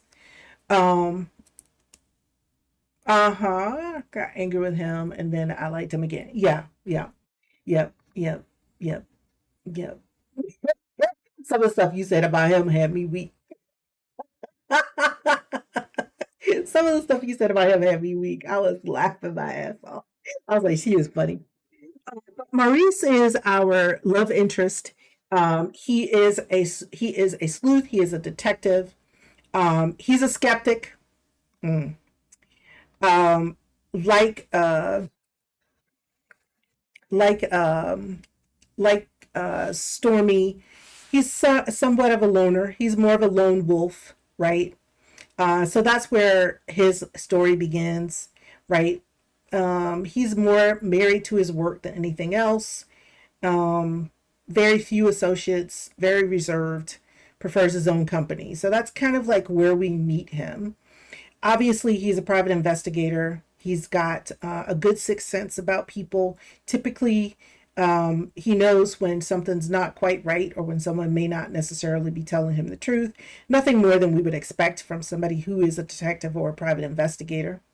And he ends up being a reluctant hero, I believe, and I think over the course of the trilogy, you're going to see that reluctant hero comes out. Um, and he, like Stormy, of course, he's a little older, so he's confident. He's confident in himself and who he is. He's also unafraid to speak and live his truth. Sometimes it's not a truth that we all see or even agree with, which is what Miss Lisa was saying when she was talking about him. He kind of knows what he wants in his life, but he's really got to discover what he needs in love.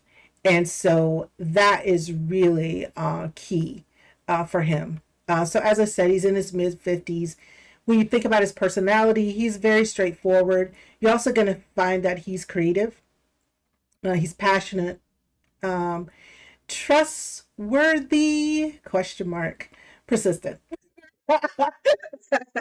And of course, he's got to be our tall, dark, and handsome man. Okay. Very, very, very appealing.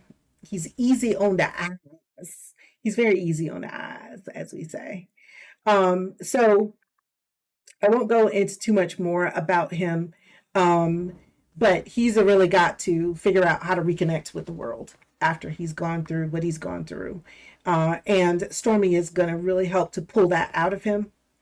Um, really going to help to pull that out of him. And we'll find, especially in book two, we're going to find where all of both Stormy and Maurice start to re-engage with the world a little bit more.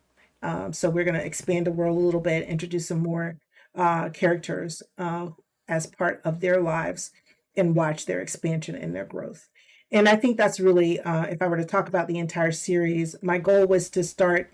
There's this thing where people say, you start with me, then it's me and you, then it's me, you, family, then it's me, you, family, and the world. So that's really the arc that we're taking with this particular book, showing how people who had all of that in the beginning kind of lost it. They have to refine their way to that. So I think that's going to be a wonderful arc and a very satisfying storyline. So, like I said today, I just wanted to introduce you to the two main characters, Stormy and Maurice. Let you know they are older, like me. They look like me. They're older, like me. But they got stuff going on that anybody can relate to. Young folk, as well as old folk, everybody gonna relate to the foolishness that goes on sometimes, and the love that goes on sometimes. Because it is, I believe, a great love story, and I think you're gonna enjoy the love story, especially if you enjoy following the arc of characters as they go through life, come together, start to build a life together. I believe you're really gonna enjoy that. Um, so, so I've talked about the book quite a bit. I've talked about why I wrote the book. I've given a little bit of welcome and introduction to myself. So at this point, since I've talked quite a bit, I want to kind of open it up. Some people have already read the book, but this is an opportunity where I just wanted to give some time where you could ask the author, and you can really ask me anything. Miss Lisa knows she got the fifth pleated on some of the questions she asked me, which I thought was hilarious. She knew from the moment that she was doing it. Because let me tell y'all something. She calls me up on the phone, start laughing. I was like, okay, she know, she know, she knows, she knows. Oh, but I also want to share with you all. This event is one of many types of events. I probably will do something like maybe every couple of weeks to kind of talk about the book, to kind of talk about the next book, those kinds of things like that. Um, so we'll have this little talk maybe every couple of weeks. I'm super excited in September. Anybody who might be around in the New Jersey area, I will be having a live book signing. I'm so excited. I'm so excited. I'm so excited. They have an event. It's kind of like an arts in the park type of event where you have a lot of artisans there. I was able to get a table as an author. Also, that'll be where you can purchase books and I can sign them for you. And we'll have a few other of the trinkets that might be in a book box that might be available for people if they want to purchase. But next, in 2 weeks on the 30th, I'm going to show you the whole entire book box. It is beautiful. And if you want to purchase the commemorative book box or the signed limited edition books, I'm going to put it to you like this. I have a total of 48 hardcover books. Actually, it's going to be 47 hardcover books that I have, and I have a total of 47 paperback books. So it's less than 100 books that will be included in the book box, and these are books that I have purchased and I will sign, and those books will have special signings for people. Once those books are kind of like gone, unless there's a high demand for the special edition book boxes, um, we shall see. I'll come up with something else. It'll be a different book, but it won't be the limited signed first edition book. So we'll think about that later. But let's get through the first book boxes first. Um, all right. Yeah, there's some stuff. There's some stuff. Some of the tropes: betrayal by her manipulative ex. So we got ex folks showing up, second chances and new beginnings. These are some of the tropes that you'll find in the book. Romantic suspense. Obviously, it's a romantic thriller. Obviously, we got some thriller stuff going on. And like I said, it's that over 50 romance that I really like. So this is Silver Fox romance. Silver Fox romance. Yes, this is fun. This will be a lot of fun. And very quickly, if you want to pre-order the book, you can pre-order at Amazon. I would love it if you even had a chance and opportunity to even go out and look at the Amazon page. I do have an Author Central page on Amazon as well. So I'm connected there. I'm also on Goodreads. I'm connected on Goodreads as well. I'll be on BookBub shortly. Um, where else am I? Oh, everywhere. Book Baby. I have my own author page on Book Baby there, as well as a website. I'm going to go to grab the author profile off of Book Baby because there is where you'll see news and announcements and events as well, along with our website. So really easy to be able to keep up with what's going on in terms of marketing and promotion, and just ways in which you can connect with me. So that's what I got. If you order from Book Baby, as I said, the hardcover is available, the paperback and the e-publication. Um, excuse me. So they're all three of those are available. And if you pre-order from Amazon, you can also get it for your Kindle.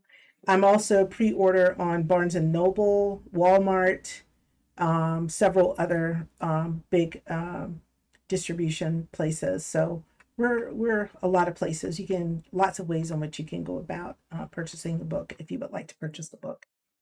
Um, so open for questions. What questions you got for me? Send some questions my way. Send some questions my way. I am happy to answer. I'll try not to spoil the plot though. So if you ask me questions about the plot, I might be like, well, that's part of the plot, so we might not want to spoil that for others. But go ahead, ask questions, ask away.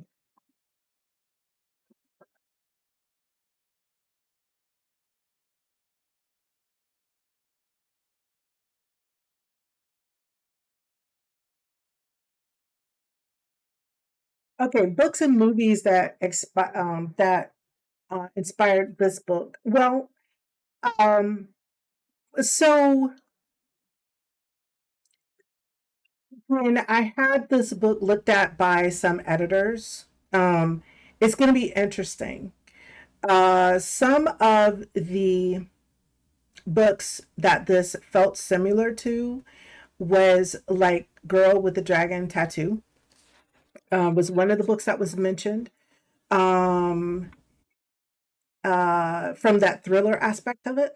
Um, Another book, another author that I really like a lot is oh my gosh, why is her name why is her name is skipping my brain right now? But this is a contemporary author.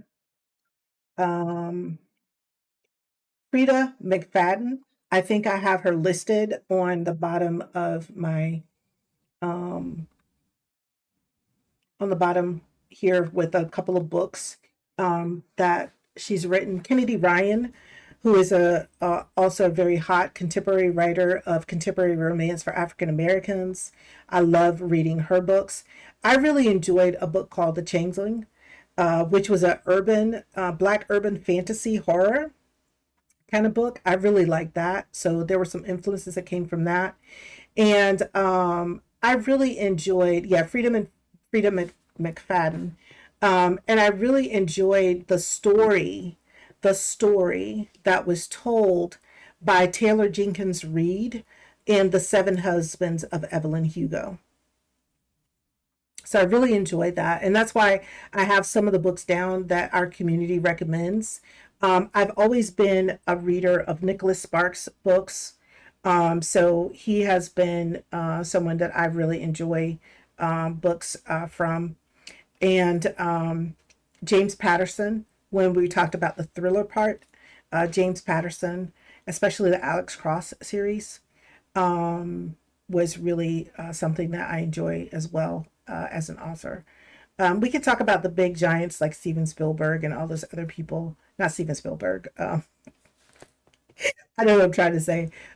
We could talk about some of those other big giants, but when we talk about from a personal library connection, what you would personal library collection, what you would see, it would be that. And when it comes to movies, I love all kinds of romance movies. I love romantic comedies. I love all of that. So I really enjoy movies like that. I really like some of the movies by Tyler Perry. No disrespect to him at all, because I think he has a representation of characters, but sometimes Tyler's characters went a little too far for me, and I think that that was kind of where I wanted to kind of rein it in a little bit and keep it where it didn't go too far off the deep end. Stephen King, that's him. Thank you. Thank you so much, Stephen King. I don't know why his name slipped my brain. Yeah. But Odette, I know we went right into an ad break when you asked that question. Were you able to hear the responses that I gave? If not, then I'm happy to repeat them because I didn't realize we had gone into an ad break. Yeah, from the thriller and crime perspective, Stephen King. Oh, you did great. Yeah, thriller, crime perspective, detective kind of novels. Um, Stephen King, Alec, Alex Cross, romance, Nicholas Sparks, um, contemporary authors in today's world. I really love Kennedy Ryan's books, um, and uh, uh, Frida McFadden. I really love those two authors. And I will tell you guys, I really, yeah. And The Girl with the Dragon Tattoo is a book that I have, a book I've read many, many times over. I love that book so much. Um, so, and then, like I said, A book that I picked up and read that somebody had told me about, The Seven Husbands of Evelyn Hugo. I really recommend that book. Taylor Jenkins Reid. It is really good. Hmm. Yeah, yeah. And back when I was young and I used to read romance novels, so it's not unheard of that I love romance novels. I used to love Beverly Jenkins. Gosh, what is I don't know why her name is escaping me. But it was another writer that also they kind of set the stage for writing black character romance novels, and I used to love to read them. I really, really used to love to read them.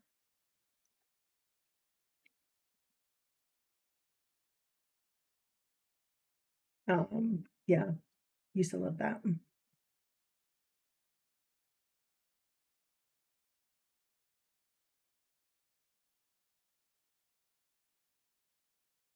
And I think it would be fun to do a comparison and just, in the community, talk about, who are your favorite Black romance authors, or just Black authors in general.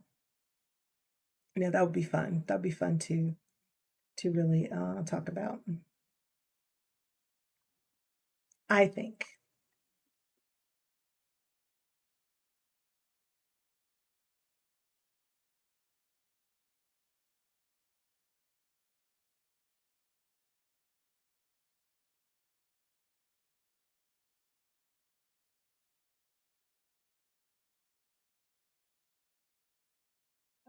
So when you're writing a work of fiction, it really is a work of fiction. Yak, in answer to your question. And so Yak's question is, are the characters based off people close to you, or should I say, did you get inspiration from people you've met?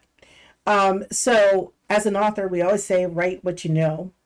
So I think that there is no particular one person that a character is based off of because it is a work of fiction, right? It definitely is a work of fiction. So if there is any, as they say in works of fiction, if there is any resemblance to somebody else, it's just coincidental, right?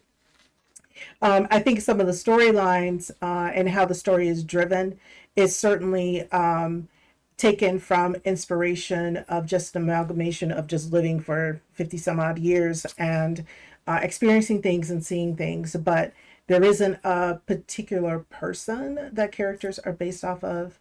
But it's just around using imagination and just a culmination of different experiences that have been lived by me and others that may have been around me. So I'm trying to give a politically correct answer because I don't want anybody to be like, "Oh, she wrote that book and that's me in the book." Well, if you see yourself in the book, I don't know what to tell you. You see yourself in the book, right? But I promise you, it's not you. Uh, yeah, I would love to write a memoir, which could be very funny, but I would have to change names to protect the innocent because there have been some folks, and I'll be like, this is based on a true experience right here. They put me, they put us, they put the group in this situation. Why? I don't know, but that's where we found ourselves. you know what I'm saying? Um, yeah, most definitely. Odette's question is, at any time during your writing process, did you struggle with burnout? And if so, how did you get out of it? Well, um, writer's burnout can happen because you are using your brain to create people, places, things, characters. You're trying to put them together, you're trying to make them make sense somewhere else outside of your head, right? And so it can lead to burnout. And I think the reason it took me 5 years to write was because I'd get these spurts of energy and I just write, write, write, write, write, write, write, and I just keep writing, writing, writing, writing, writing for long periods of time. And then all of a sudden I'm like, I ain't got no more to give, right? I don't have anything to give, so I put it down for a while. Um, so, um, so one of the things that I thought about was struggling with the burnout is number one. I said, uh, I'm not trying to get religious on y'all. Not don't mean no harm. God created the world in 6 days, and on the seventh day He rested. And so, one of the first things that I said to myself is that I am not going to write 7 days a week. No, I'm not going to do it. I'm going to write 6 days a week. And on the seventh day, if I feel like writing, I will write. But more than likely, I will be doing what you talked. Where do you get your inspiration? Reading books, watching TV shows, watching movies, going to a play, doing something to recharge. So it's not me having to do 100% creativity 7 days a week, right? The other was also saying, make sure I have very specific time frames that I'm going to dedicate to writing. And I'm just talking about a process that worked for me. So thinking about 75 minutes of at least, doing 75 minutes of some activity towards the development of my book, the writing of my book, the revising of my book, the editing of my book, the marketing of my book, and saying I'm going to have a set amount of time that I'm going to spend every day on this and putting it on my calendar, and trying to adhere to that schedule, was helpful. And what it did was, let's say I'm doing this stream and I started this morning at, because you got to get pre prepped, even for writing, you got to get prepped. Say you're going to start writing at 8 o'clock. You're probably going to get up at 7 or 7:30. You're going to get your shower. You're going to get some food in you. You're going to take your meds. If you need to do a little exercise, you might do a little exercise. So you build that time in, and then you say, okay, here's my time where I'm going to write. And then after that, if I don't do any more writing today, it's fine. I've already achieved whatever it is that I needed to do. So that helped me with the burnout, is just finding a consistent pattern that worked for me and finding a time frame. Maybe if I only have 30 minutes to write, I only have 30 minutes to write. But if I write for those 30 minutes consistently, then that's fine. And then having grace and forgiving myself, because even with that, trying to put those mechanisms in place not to burn out, there were times where I still didn't have anything to give, creatively. I just didn't have anything to give. And so I gave myself grace and said, okay, this is my mind, my soul, my body saying, you need to take a rest. But the thing is, you just don't, uh, you try not to.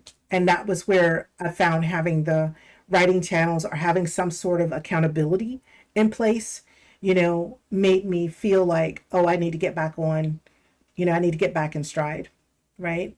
So I took a whole 30 some odd days or more of a break. And when I started getting closer to when I was going to come back, I felt like, oh, I got to get back. I got to be committed back to myself. I got to be committed back to my craft, writing and getting the books done. I have some accountability there because you all do serve as accountability partners for me, right? Making sure I'm live, making sure I'm doing the stream. When you contact me on Discord, when you send me a text, when you call me, whatever, you all do serve as those accountability partners without having to be like, oh, we're fully going to meet every week, for an hour to talk about it. I feel like that helps as well.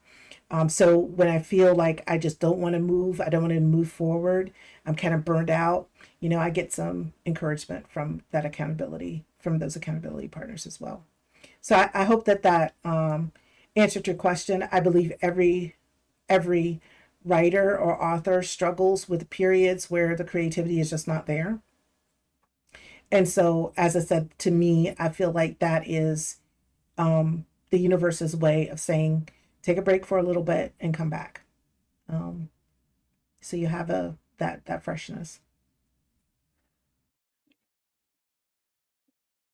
All right. Thank you. Thank you for asking that question. It was a great question. I'm going to take some of these questions and I'm going to use them, to help me, as um, as I continue to talk about the book and talk about myself as an author and my practice, my process, whatever it is that I might be doing. So I appreciate that.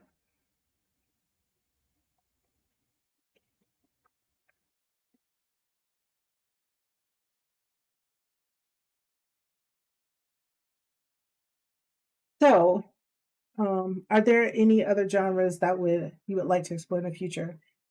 Yes, I would like to write romantasy. Um, I have I have plenty of ideas around taking us into an alternate world with some alternate beings or whatever it might be, and writing a romantic fantasy. I think that would be where I would like to go next. But and I really appreciate having people around me as well who said, you know, this is a project that you have. This is a project that you have, and the project is, you know, the trilogy. You know, I kind of at first I started with a saga, which meant it could have just gone on and on and on and on. And I was like, no, do I want to be 15 books deep? They're already 50 years old. Where are we going to be in 15 books deep? Where are we going to be in 15 books? 15, you know, 15 books deep with a 50-year-old. They're going to be 125 still trying to figure it out. You know? So that was why, for me, I felt like a trilogy was a good way to tell their story. So are you suggesting you're thinking about me writing a children's book in the future? A children's book? I'd have to tap into who I was as a little girl because I've always had a great imagination. I mean, them daggone stuffed animals, they could fly, they could talk all languages, they had their own language. We had tea parties together. Oh, we had a ton of fun. So if you're asking me around that, it's possible. It's possible. I like to you know, I really like to think about um if I were to ever write a children's book, it really would be where I put them in a very safe place, if that makes sense, where it's safe and it's warm and inviting. Sure, go right ahead. Ask away. Ask away.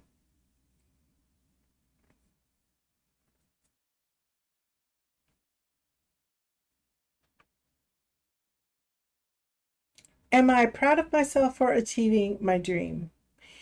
Yes. Um, I have no issues with saying I'm very proud of that. Because I'm a person who likes a lot of things, right? So I can like a game for 20 minutes and then I moved on to something else. And then I like something and then I move on to something else and I like something, move on to something else, right? And so seeing myself get this project, the first part of this project, I call it a project, or the first part, the first book written and published, and now I'm learning how to market. So as an indie author, because it's not like somebody paid me money and said, "Oh, go write this book, and we're going to handle the marketing and all that other stuff." So it's all, you know, bootstrapping basically on my own. So that first achievement of writing the book, getting the book published, fulfilling a lifelong promise, or especially a promise that I made to my mother when I had my final conversation with her, that makes me very proud having stuck to it and completed it. So, yes, I'm proud of achieving that dream. But I'm a person who that was a dream, a milestone that I've reached. So I have other milestones now that I think about with my life as an author and creating these creative works. So I've thought about that as well. But this achievement of this dream, very, very, very proud of myself. Very proud for introducing consistency to my writing, meeting new people, finding that they appreciated that, you know, beacon, somebody who might be there that is fairly consistent. So it really has been rewarding. It has been rewarding. A prequel to the books.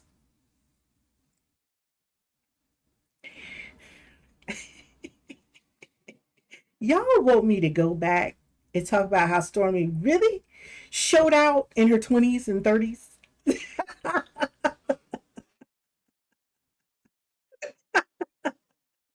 Of course, of course, of course, Odette. Most definitely. But yeah, you want me to write a prequel to the books? Lisa, can I write a prequel to the books? Because it might be too much.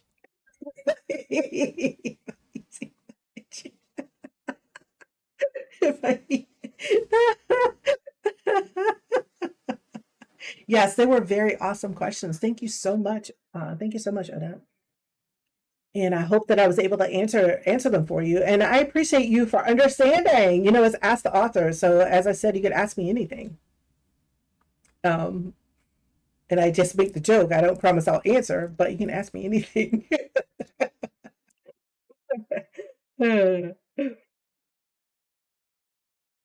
So yeah, Yak wants me to write some prequels. Yeah, read this book, and you probably will come back and be like, "Yeah, go and write the prequel." We want to see what she was like when she was 20. Because if she a firecracker at 50, we know at 20, Lord help us. Lord help us. Okay, no worries, no worries, no worries at all. Yeah, thank you for being here. I appreciate it. I appreciate it. It Were you nervous to write a spicy book because Demo said it was hot? Was. I was. Um, and I really had to overcome that. And I think that part of the reason why I was more comfortable with writing it was because they were an older couple, and I would expect that they would have a little bit of spicy experiences around them and between them and among them. I mean, they got kids. And I will never forget, and I know he had to leave, but I'll never forget Yak saying, y'all made generations, and so we know y'all had to know something. You know what I'm saying? And so that also helped. It also was a bit nervous for me because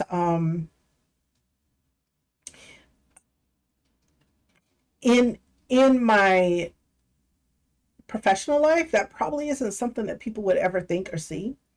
You know what I mean? And so, while yes, I have a pseudonym as an author, there are people who still know me by both who I am, you know, in real world um and uh and as an author. So it was interesting. It's interesting.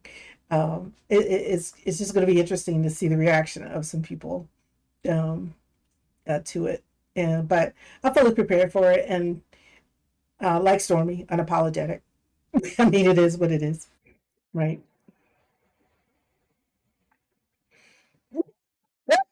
I'll take 20. In some instances you might be. I still felt that I tried to give um I tried to give some dignity to the spiciness, and I hope that that comes across. Meaning that it wasn't necessarily meant to be there just to be gratuitous. In many instances, it was a driver to the story and driving the story. So it just wasn't like, are you going to pick up the book and there's scene after scene after scene. I tried to, what I really wanted to write was a good story. I wanted to write a compelling story. I wanted to write a drama. I wanted to write something that would keep you interested beyond the spicy, right? The spicy was there, and you knew it was kind of like an undercurrent of what was going. You didn't know what might would be happening next, but it was meant to be part of the story and have a meaningful part of the story, not just to write it for gratuitous. Kind of like when you go to a movie and you know how it's just like gratuitous violence. You know, it's just violent for no reason, and you're like, really? Did you really have to go that far? You know, with showing it, and so that's really how I tried to do it. But yes, you will clutch your pearls in some instances. You're like, oh, my goodness. But but that's really what it was. And I think the beginning of my book was really funny. The first five chapters, I rewrote those first five chapters probably five, five or six times because I knew it was important to set the pace for the book. Oh, that's okay. I knew it was important to set the pace for the book, and that's fine, Miss Lisa. That's fine. I don't tell y'all quick. Y'all better take care of family. I can run and run my mouth all I want to, but when I get ready to get off of here, I'm gonna be busy doing what I need to do for me and family too. No, they were asking about the spiciness of the book, and I was saying the book is spicy, but I didn't try to take it too far with the spicy. I didn't want to make it gratuitous. It has a purpose. When there are spicy scenes, it is actually meant to drive the story and move the story forward. It's meant to move the story forward, Miss Lisa. It's meant to move the story forward. Odette wants to know, did you clutch your pearls when you read the book? Hope not. I hope not. Oh my God.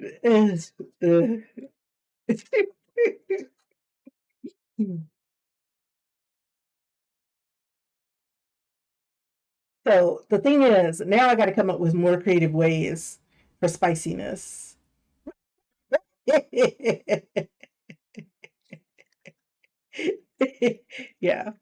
yeah, yeah. I, that is going to depend on what your level of spicy is, right? For spiciness. But I appreciate that, Miss Lisa, because it really was meant to draw you in. It really was meant to draw you in and kind of tie the reasons why some things were happening going on in the book.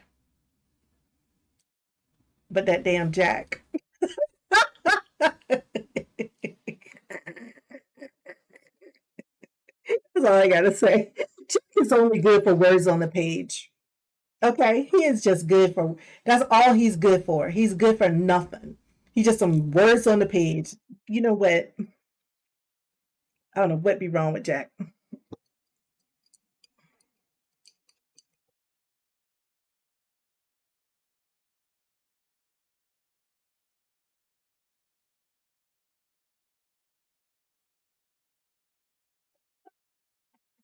And I'll talk about Jack next time. I'll talk about him a little bit because he mm, Jack was a hot mess. Jack didn't. Jack was not. Jack is Jack. Jack's only is loyal to himself. That's all I gotta say. He don't give a damn about nobody else. He don't care. He's like, oh, I'm only loyal to me.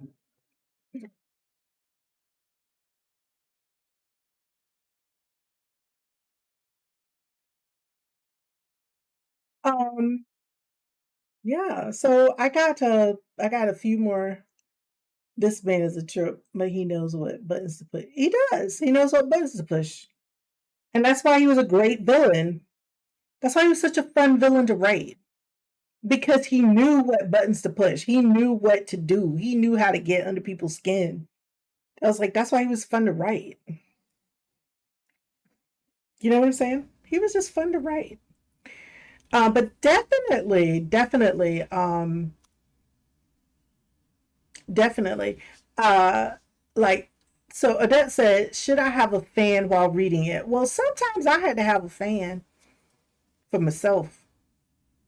You know what I mean? But it was a fan, not so much because it was too much. It was just a fan. It was just, ooh, you had to have a fan.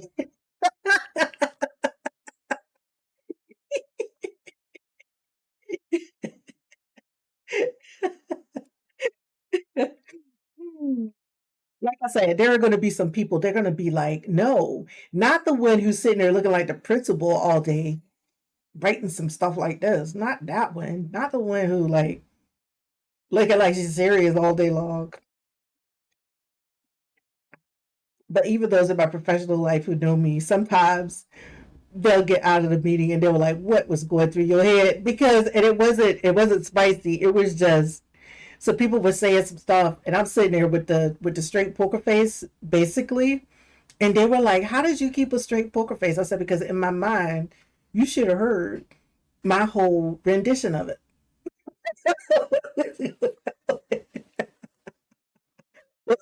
You had a whole. It was a whole. It was a whole. Like I said, I have a good imagination, so it was a whole. It's like I'm there and present in the moment. I know what's happening, but I'm also like, look at this here. Say it in brain. You be like, look at this here. I know good and well. I know good and well. You know what I'm saying? You get a fan all over the book.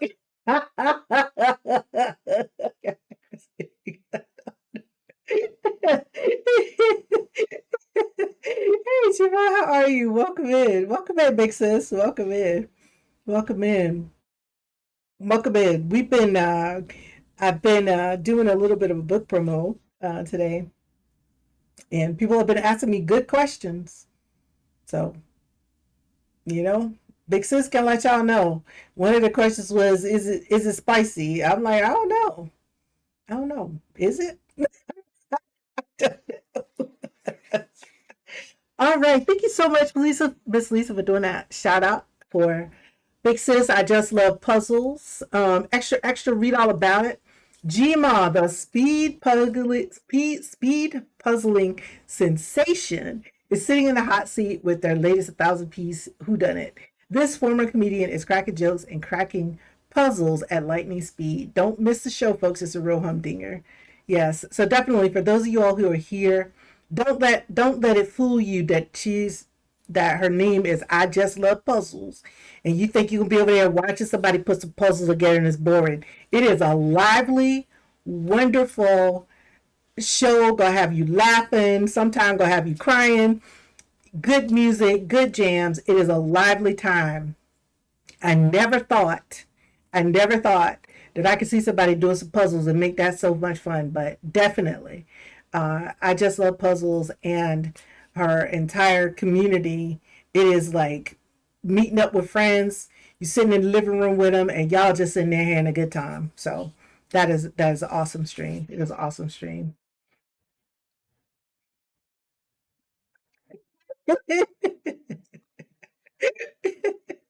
Yes, yes, I know, I know, I know. Uh, so I did want to share with you all. I put a dedication in the back of the book, and it really is a dedication to all of you that are here. And I wanted you to hear me read it in my own voice and my own word as part of my acknowledgments. So to each one of you that's here, part of the family that's been sticking with me throughout this journey, even when I started over on my gaming channel, and I try to split some time into co-working and writing and reading. I just want to share with you all an acknowledgement, and it is what is directly in the back of the book.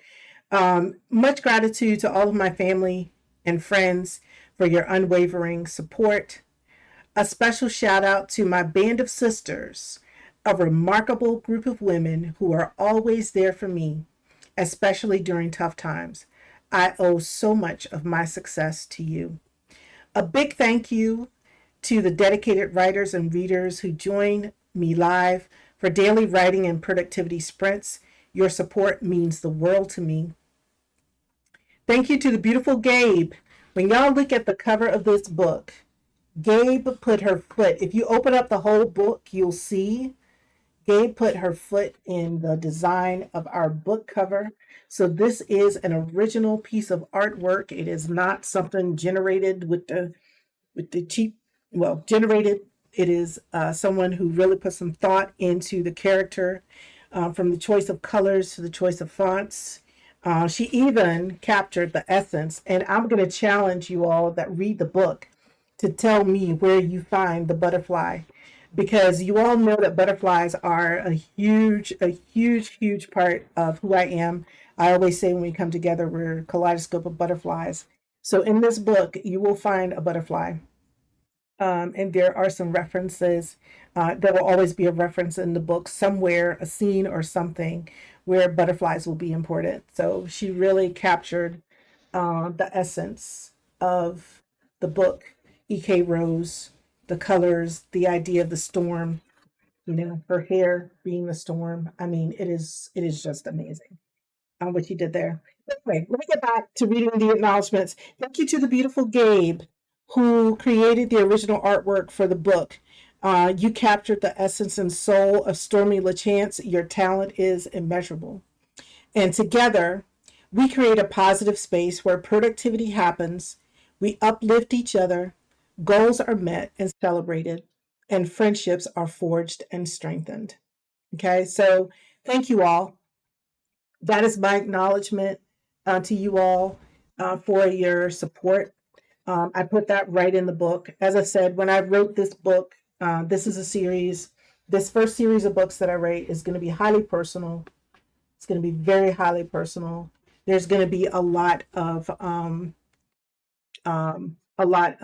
very of things that you'll see.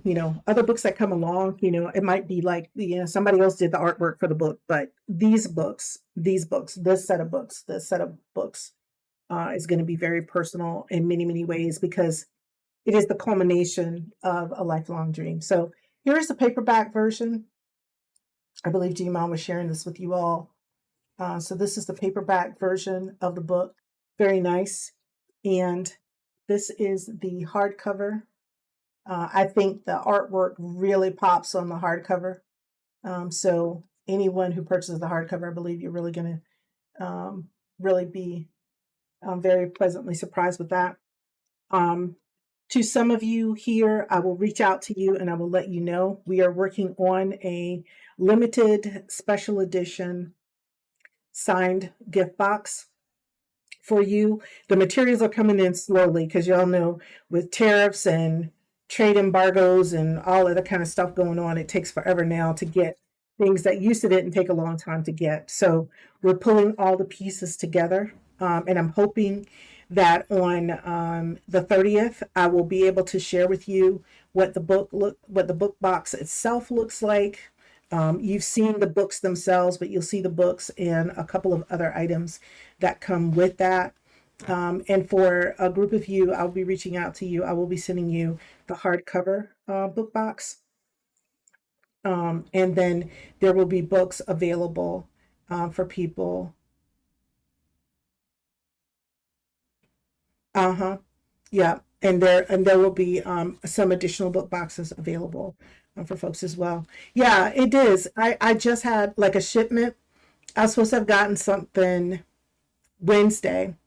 They delayed it to Friday, and then Friday I got a notification it's delayed again. So I honestly do not know what is going on in terms of just being able to get the stuff that you need to get. So it's a hot mess right now. That's all I gotta say. It's a hot mess. Um, all right. So I've had a lot of great questions answered today. As I said, the VOD will be available on YouTube. I will also edit the VODs to cut out the portion. Well, you might want to see the portion where I did the daily inspiration for writers, but that was really me just trying to get myself back together. After having been away for a while, stuff wasn't working like it should. So I was trying to get stuff kind of organized and set up. But definitely this session of Ask the Author for my first book promotion has been wonderful. I really appreciate you all for being here. And I really love, love, love, love, love how you guys took advantage of the opportunity to ask the author questions. Odette, thank you. You had some very wonderful and thoughtful questions that I will keep in mind. When I'm talking about the book, when I'm talking about myself as an author, when I talk about the process, I will think about those questions that you ask. And because they were very good questions, very good questions, especially the one around burnout. Because, like I said, we all get to the point where, people call it writer's block. It's not really writer's block. It's just, I think it's the natural way of the world saying you need to take a break. Just don't let it be a 2 year break like one of mine's was. That's why it took 5 years. It took 5 years to get the book done. Just don't let it be oh, mm, I'm gonna take this break, kind of thing, and let it be 5 years getting a book written. Because you know what, if you got a story to tell, go and tell it. So that's what I'm saying about books 2 and 3. I got a story to tell. Let's go and tell the story. Let's go and tell the story. And what is reaffirming to me is that those who are reading the book, if you are enjoying it and you're letting me know that you're enjoying it as you're reading it, that's reaffirming to me as an author, to continue with the story, and let's get on to where it's gonna be. Oh yes, no, no worries, no worries, Jamal. I will definitely put um make this VOD available. I probably am gonna take it down and edit it and cut out, like I said, cut out the first part and just do the book promo event piece.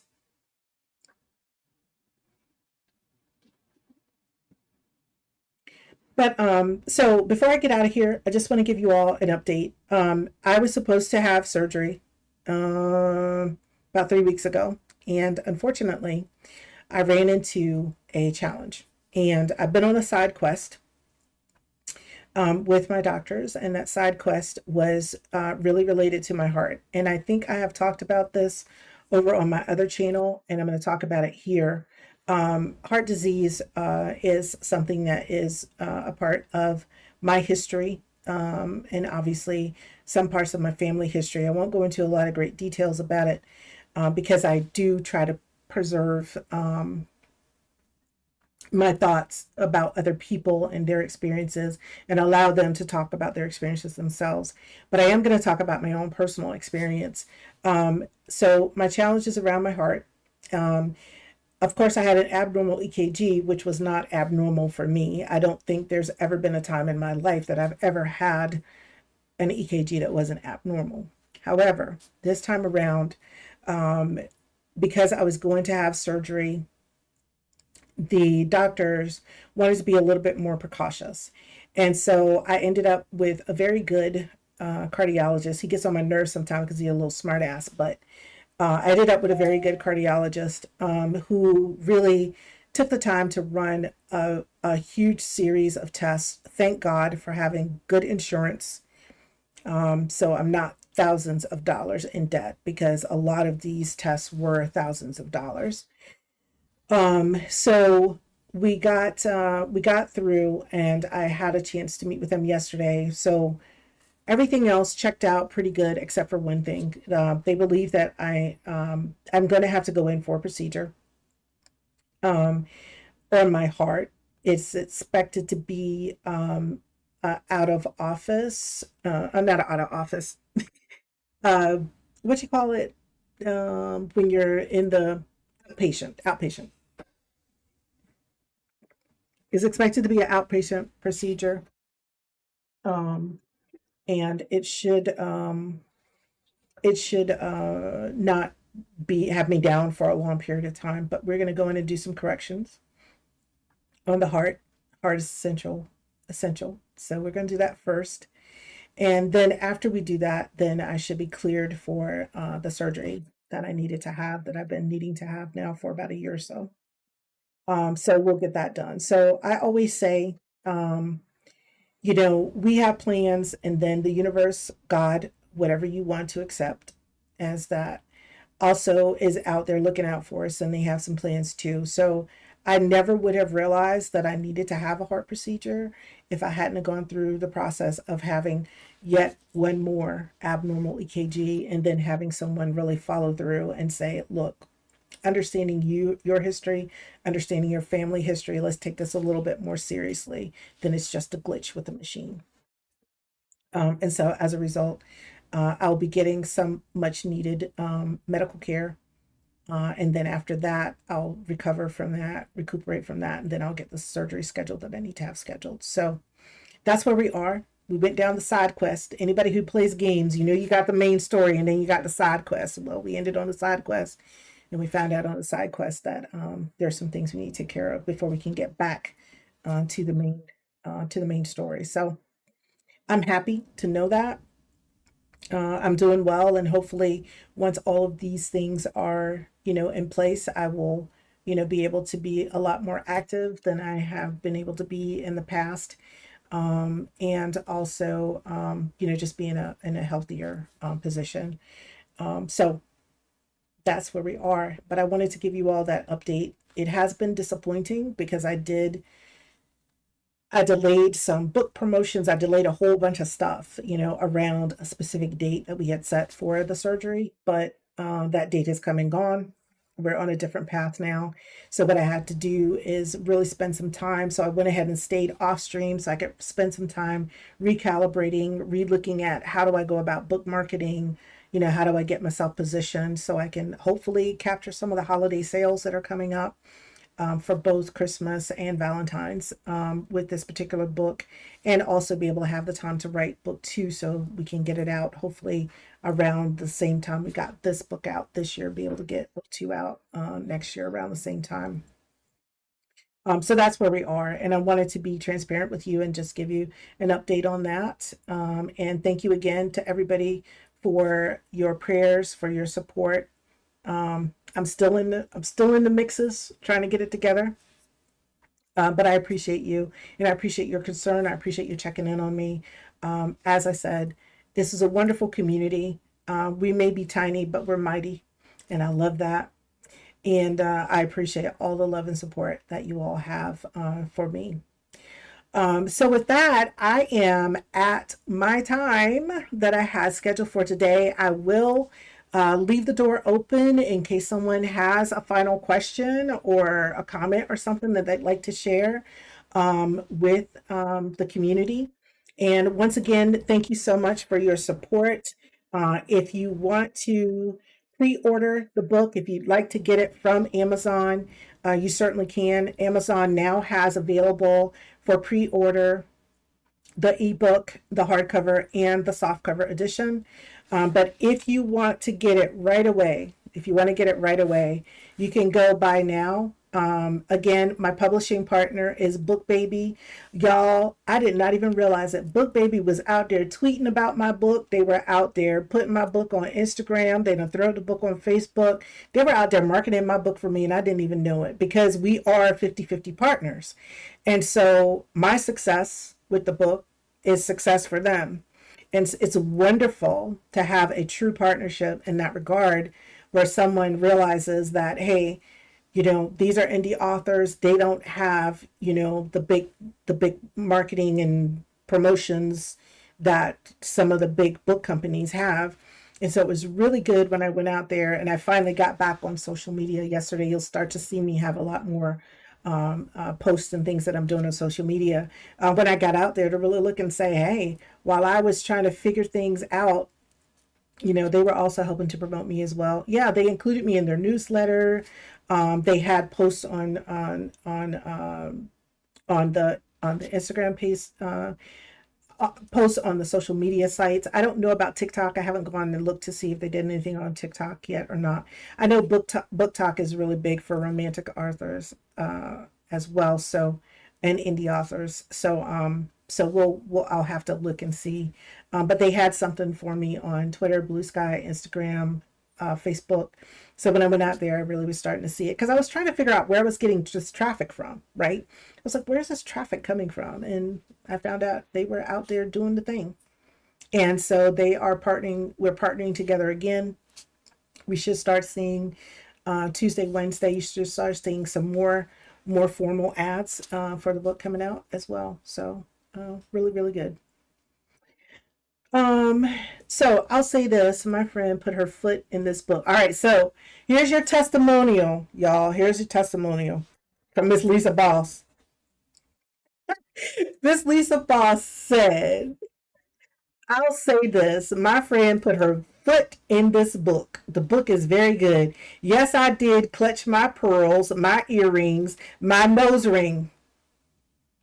Yes, I had to have a fan to cool down. I really truly enjoy reading this book. And now my daughter is reading it and she'll tell me what she thinks about it. That's wonderful. Thank you so much. I appreciate that. I appreciate that. But I love that part. You had to clutch your pearls, your earrings, and your nose ring. You know what? you know what? you know what? That's funny. That's funny. That's funny. Thank you. Thank you so much. Thank you so much for that endorsement. Um, yeah, that's what I said. Oh, that not the nose ring, not the nose ring too. She had to clutch the nose ring. That is hilarious. that is super hilarious. Clutching the nose ring. That's funny, funny, funny. All right, y'all. So thank you so much. If you want to leave reviews, I will turn on reviews on my book baby page. I can turn reviews on if you'd like to leave a review there. Amazon is funny. It's hard to write a review for a book that they claim hasn't been released yet. So there's that. But there's also an opportunity. The book you were clutching everything. that makes sense. That you were clutching everything. Um, but I'm also on Goodreads. I'll start to advertise some of these other places that I'm on as well. Um, that's what she said. That's what Vixen said. She said she clutched everything. Oh Lord, not everything, everything, clutching everything. Okay, there you go, clutching everything. That's hilarious. That's hilarious. Um, so we will. So I will be talking a little bit more about that. I haven't had a chance to get through doing some updates and stuff on my website and stuff like that, but we will get it. No, Jack, Maurice, and Leon had you wanted to.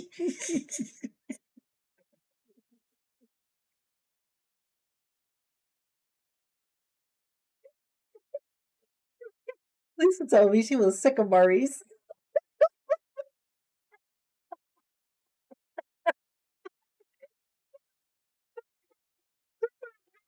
She's halfway through her book. She's like, I'm sick of Maurice. He had her heated. Why you? When you say why are you worried about what she did?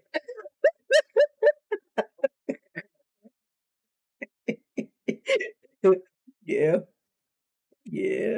yeah. That's funny. That's funny. That is so funny. All right. So again, thank you all so much for the support. Thank you for the retweets, everything that you're doing to help me to get the word out, to get the word out about this book. Um, I appreciate it. I appreciate it tremendously. Um, and thank you so much. thank you, sir. I'm just gonna stay in my place and not say anything but by the book.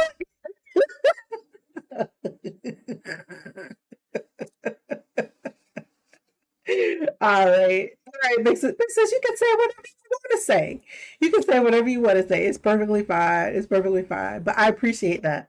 I remember that Gma told everybody they had to do a book report. So Gma, we gonna know who read the book and who didn't. We're gonna know who read it and who didn't. Because while we may be talking about the story, we're not giving it away. We're not giving it away. But we gonna know who read the book and who didn't, right? So let me tell y'all something. You write a book and you get these people using this AI to generate this stuff that we can help you market your book or whatever, right? And I'm looking at what they wrote, and I'm like, you ain't read this book. you have not, you have not, you have not read this book. You, you, you read you read what was on the cover. You read what was, the marketing materials, but you have not read the book, you know.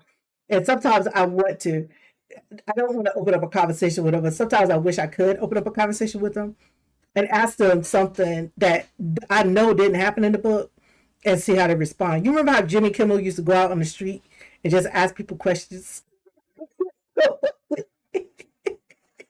And they would just be lying out the side of their neck, just saying whatever, because they didn't want to be embarrassed, right? That they had got called out. That's what I want to do to some of these people. I just want to run right up on them and be like, "Well, what did you think about?"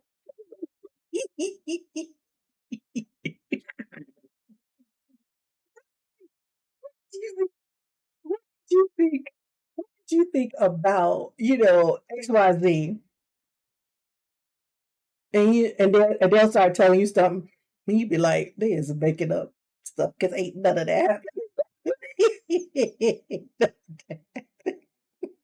None of that happened. None of that happened. You know what I mean? None of that happened. None of that happened. All right. Well, we have been up for a while. Thank y'all so much. It feels so good to come back and see so many of you hanging in there. One of the things you worry about when you haven't been streaming for a while, is are people going to come back? Are they going to come back? Are they going to show back? You know what I'm saying? You read a few more chapters first. you know, um, but definitely, you don't want to finish it. Oh, because you're waiting for the second book. So, so I will share this with you all. I'm writing a book. Yes, it's part of a trilogy, but I'm also trying to write the book where if you read the book, you'll be satisfied at the ending of the book, and definitely want to see what's going to happen in books 2 and 3. But I'm not leaving you with a cliffhanger. Does that make sense? You know, sometimes people leave you with a cliffhanger, and you be like, and you ain't got book 2 yet, or book two's not coming out until 2025. What's his name? J.R. Martin, whatever his name is, with the Game of Thrones. With the Game of Thrones. You're like, no, no, no, no, no, no. We can't put out a book every 20 years. I definitely can't put out a book once every 5 years because, whew, I'm getting up there. I need to get the story told. I need to get the story told. Yeah. So I'm kind of split right now, marketing and promoting this book and then actively writing book 2. So that's where we are. But yeah, most definitely. Well, everybody, I enjoyed so very much being here with you today. I'm going to look and see if there's anybody who is up that we might want to rate out to and show some love to today. Let me see. Let me see who's up. I got to pull this here so I can see. We got somebody playing Animal Crossing. Um, we got somebody doing co-working and studying. Um,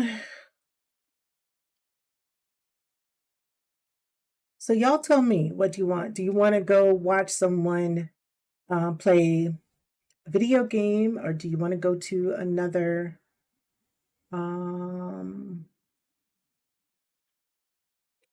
another co-working stream?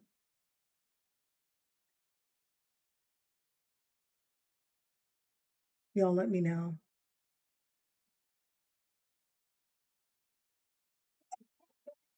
Say, you have pics, you have pics of you with the book. You think I read? No, no, no.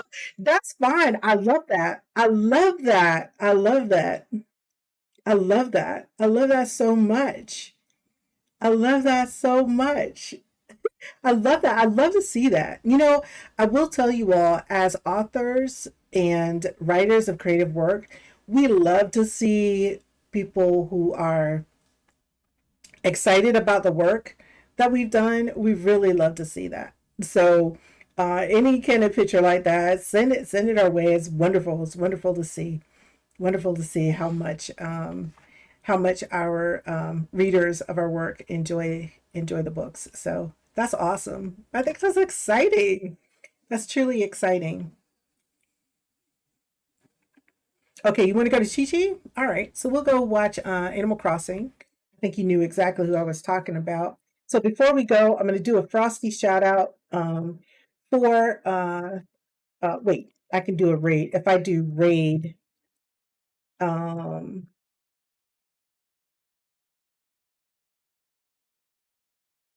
this will give you some. Okay, that's perfectly fine. That's perfectly fine. So we're going to raid out to Chi Chi. Oh wait, that did something. That did something really crazy. My raid thing didn't. Okay, there we go. Let's get ready to raid Chi Chi's stream. Okay. All right, so he was supposed to be. Oh, there it is. So Frosty gave us a friendly raid message that we could take over. And it says, this just in, author E.K. Rose writes, trades hot seat for Cool Island, Chi Chi Sanrio Core, Paradise Nail, host to Literary Luminary. Stay tuned. I don't like that one, y'all. We're gonna do my own raid message, okay? Y'all ready? We're gonna do my own raid message. I don't know what the heck. Frosty wrote, here's my raid message, real simple. We're gonna take some peace, love, and positivity over to Chi Chi's stream. That's what we're going to do. I am threatening to start a new Animal Crossing island, but I have to think about the level of commitment that it takes to set up an Animal Crossing island. So I don't know. I don't know about that. So there is the raid message. Let me double check, make sure I copied the right thing, because y'all know sometimes you don't have the right thing copied. So thanks everybody for being here. I really appreciate you. I enjoy spending time with you as always. Love the folks who come in and lurk, the folks who chat, follow, subs, cheers. I appreciate it all.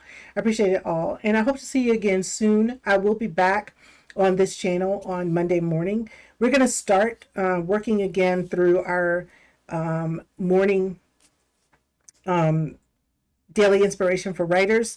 I don't know because I do live a little bit further out from work than I was before. So we'll see how that works out. And it might be one of those situations where I do some of them in the morning and some of the evenings, but we'll do it. And thank you so much. I appreciate that. I appreciate that. Thank you. I just love puzzles. Thank you so much for that. So everybody, thanks again for being here. Let me get the raid going and then we will raid out. All right. So our raid is going to go over in just a few minutes. Thank you all again. Take care, everybody, and God bless.